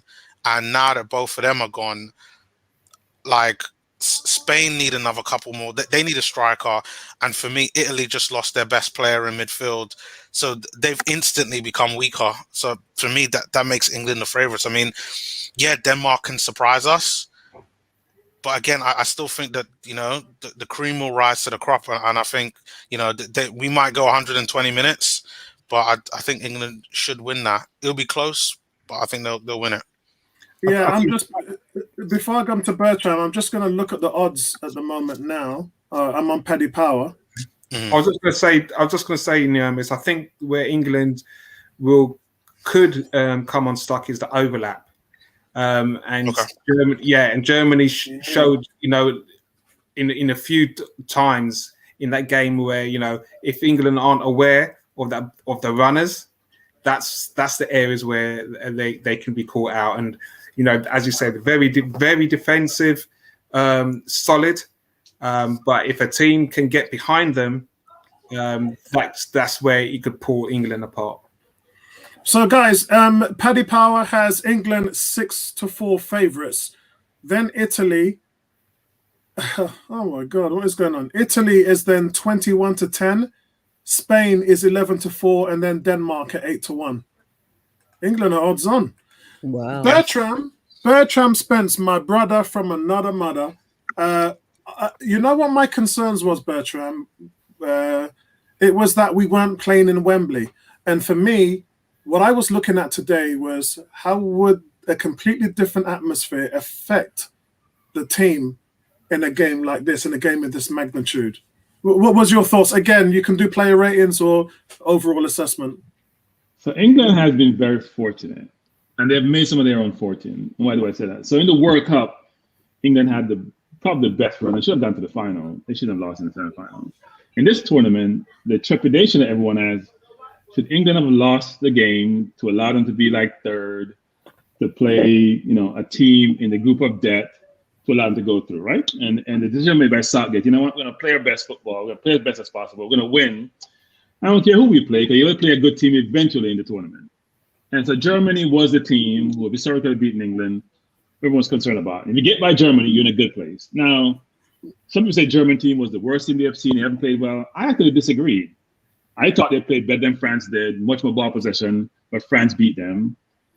They destroyed Portugal. Yes, they struggled against Hungary, but they probably were nervous in that game, given what that game meant to them going forward. I thought they played England fairly well. If you think about that game, Warner missed a one-on-one with the keeper. He probably should have scored, but he doesn't score goals. Yeah. Howard take a very good shot, with Pitcher made a ridiculous save on. Muller had a one-on-one with the keeper, which he bushed. So they had chances, and they had good ball possession.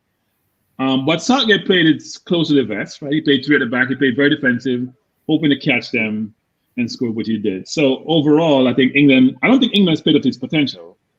I'm not sure we dominate ball possession as we should. We haven't dominated ball possession as we should. Right? So if you think about it, the quality of the players we have, you know, in Ukraine, after we scored, had a lot of ball possession for a while, and some success on the left side of the field. That's why Walker doesn't get a great grade for me. But it wasn't just Walker alone. Sancho wasn't covering. He was trying to cover, but like Foden, he's not a good defensive player, so they're lost. That's why Foden probably not in the team. If you're watching Foden play the first two games, he was lost defensively, which put a lot of pressure on the person playing on the right? And you have Phillips going over. You need at least three person covering off there, and you only getting two because Foden was lost, and so was Sancho today. So they keep switching back and forth, obviously to mix it up, but also to have Sterling help give Walker some help. But I think that's why I mentioned when Luke Shaw got forward, Sancho dropped back, and then Sterling dropped into the box. So I thought it was very disciplined. I've been watching. I read a lot of British newspapers: The Sun, the Daily Mail, the Express. I read them all, right? Even though I don't hate Tableau, but I read them all. Just the sports section, not the rest of it, because it's crap. And if you read them all, initially Sterling was, and I listen to Talk Sports every day, even before I start work in the morning. I listen to Simon Jordan and all of them who think Sterling is not world class. I listen to all of that, right? And they're very negative on Sterling. Everyone's negative. I must say, Jason Cundy has basically said he's always been a Sterling fan, frankly. And I agree with him where it was Sterling to me was England's best player in the World Cup, even though he missed a ton of goals and didn't score any goal. And Harry Kane scored 7. But he was brilliant in the World Cup. And people don't realize that. You don't have to score to be brilliant. It's the overall play. And in this tournament, he has clearly demonstrated, and Southgate loves him, obviously, because that's agreed. He didn't have the best season for Man City. He had a very good start, and then he got choppy. He played in the Champions League final, didn't really play well. But with any person in life, in any discipline you're in, it's about confidence, right? When you get your confidence back, your manager trusts you, it allows you to play with a certain amount of freedom, because you're not going to get pulled or criticized by your manager. And obviously, he's been playing really well. That ball, I'm sure people realize this, because Andy gave me a hard time about Kane. I have never said Kane is not a good player. What I've said is Kane was atrocious for the first 2 games and didn't get the grief Sterling was getting, even after he played 2 very good games. He was atrocious.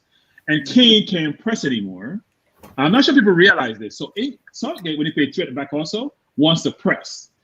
But like Aubameyang does really well when he feels like it, you need speed when you're pressing up front to really put that center back and the keeper under pressure. So then they fluster and they play the ball out quickly, right? Kane doesn't really do that anymore. So the press is struggling from the start. And so the other young players around you who are bubbling, who are pressing, are always going to be challenged because you haven't got the first person with the ball to feel the pressure. Yeah. So there's no pressure on that person.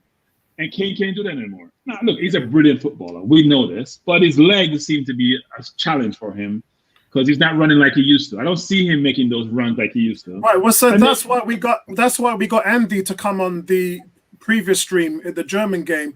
And Andy confirmed, which he did to me and you on the Friday night, that he said Kane is not fit.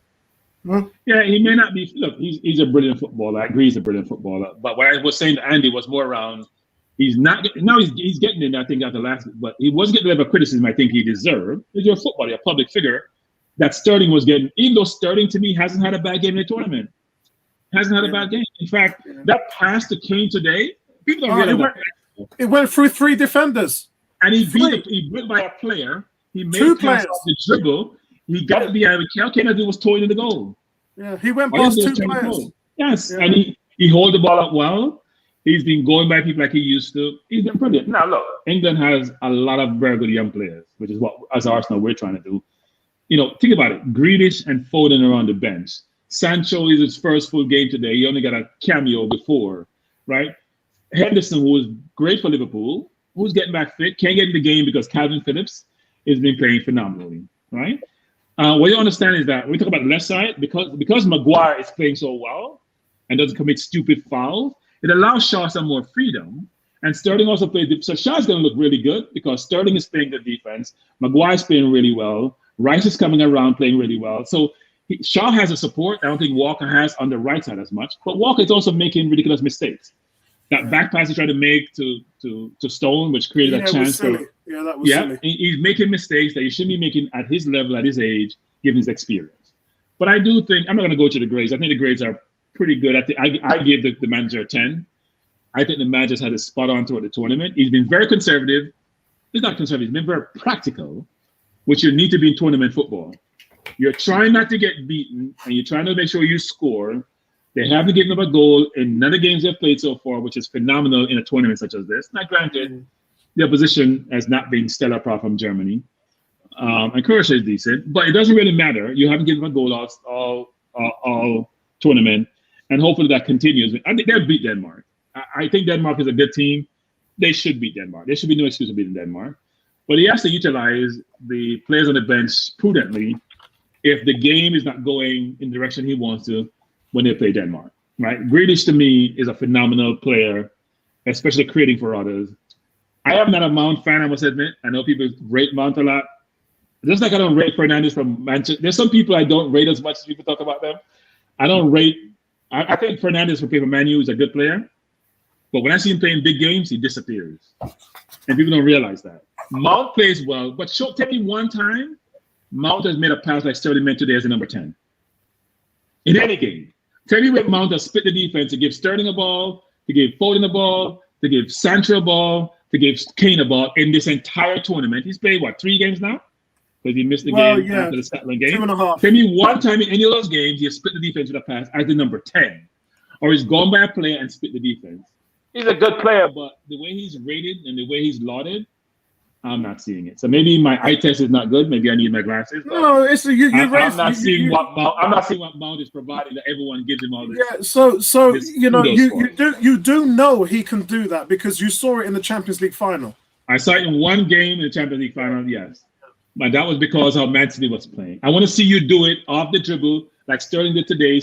Like what's his name? Does a lot, actually. Odegaard.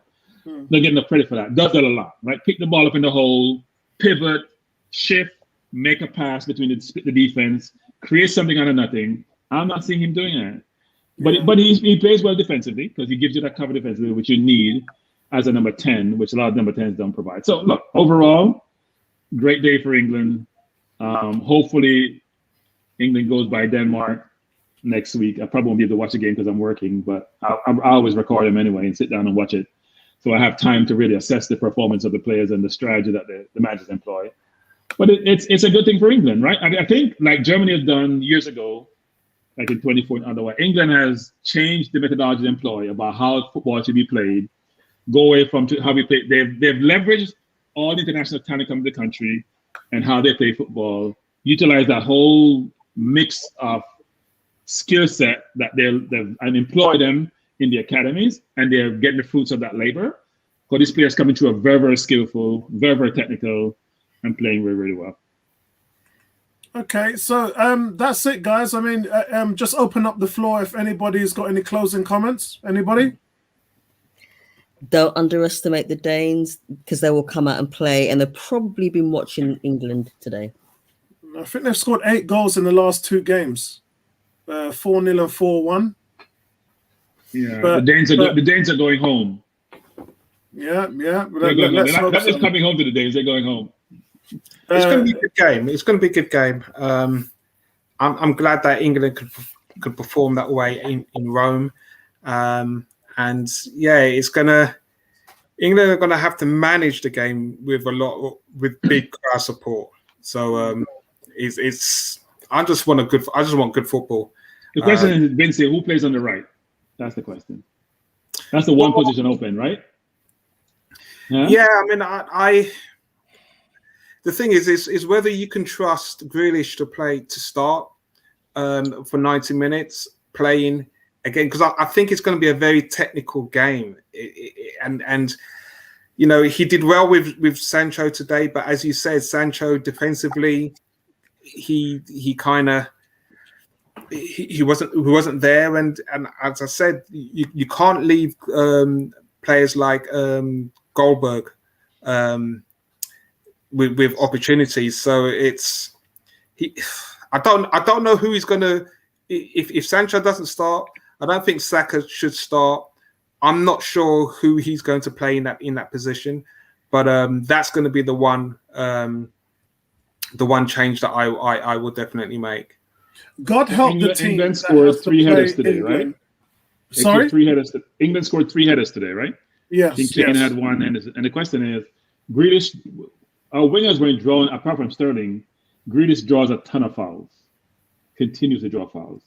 Now, Danes are different because they have big players playing in the defense to head the ball up, but Maguire's potent in the air, so is Kane. So do you think about these nuances in the game that you want to, exploit when you play these games? That's why I say Grealish is probably the one that I'd probably to replace Sancho. Yeah, I mean, most people has got a start. Okay, Foden didn't start again today, but it would be nice to see Southgate keeping the same shape but mixing it up in the variety that he has. I think I was going to say that I did have something on my lips that I was going to say, and it was in regards to the Danes. It's just skipped me at the moment. Yeah, some players, Højbjerg, Østegård, there's some players. I would. I don't know. I mean, it could be an England-Spain final. Nah, I can't see Italy losing to Spain. I can't see that. Well, I agree with Vincey. What are they going to do without their best player? It's a tough. Who do you think is their best player? Well, it's his best player is. He got injured, Neomis. The little maestro in the middle who scored the worldie yesterday is their best player. That little maestro in the middle dictating the pace. Barella. No, not Barella. What's his name? Oh, Insigne. He's the one dictating the game for them. In the holes, in the pockets, in and out, darting in and out. Scoring ridiculous goals. But what you have Jorginho pulling the string from deep. But what you have is Spinazzola. What he does when he comes forward, he kind of goes into like the centre midfield. And he does drop. He's a quality player. Vincey, they got quality all over the pitch. Look at Locatelli. They didn't get a game. They didn't come onto the field, and we're trying to pursue him. Well, Locatelli could play for Arsenal in our next season. My frustration with Mancini is that he's very reliant on Verratti, and Verratti slows down the Italian play. If you had Locatelli starting, they could really blow teams away because they move the ball so quickly. And this is what I'm saying, getting behind England. If Italy get to the final, Italy can get behind England with their ball movement in midfield because they move it one touch and the runners go and the ball's gone. They don't mess about. I don't think Belgium was that. I didn't think Belgium was that good yesterday. I must admit, De Bruyne was poor yesterday. He's making a lot of bad passes. Yeah, but who wasn't poor was Havertz. Havertz exploited that. They can be beaten. I think they can be beaten. Yeah. But I do think they're a very good team. Right? They have a lot of good players, and they play short ball, as you're saying. They're playing short passes quickly. Yeah. So you can't settle, and they're pretty confident. They're all comfortable on the ball. It's going to be an interesting game if I think they'll beat Spain. Spain just not. They're scoring goals, but they get too many. They're not going to get them in the chances against Italy. They've gotten against other teams, right? It's because they've only got Busquets in the midfield. That midfield is gone, mate. That dominating midfield of the last decade is gone. Yeah, I thought yesterday they're going to put on Traore, right? I thought yesterday was made for Traore, which is give him the ball, let him be wide on the wing. He's not going to score a goal, but they have to cover him with two people, so you create space for another person. I thought they were going to do that yesterday. They haven't. Mate. Listen, Morata's not doing nothing, mate. He's going to start. They love him for some reason. I don't know why. They love him. I'm looking at him in both games and thinking, what on earth was Chelsea thinking when they bought this guy? Yes, I think there's a lot of overplaying. I think there's a lot of overplaying with Spain right now, in and around the box, and they're not lethal. Nah. Yeah, the biggest shock of the tournament is France. I think I said this to someone before. What's his name? Mom said this.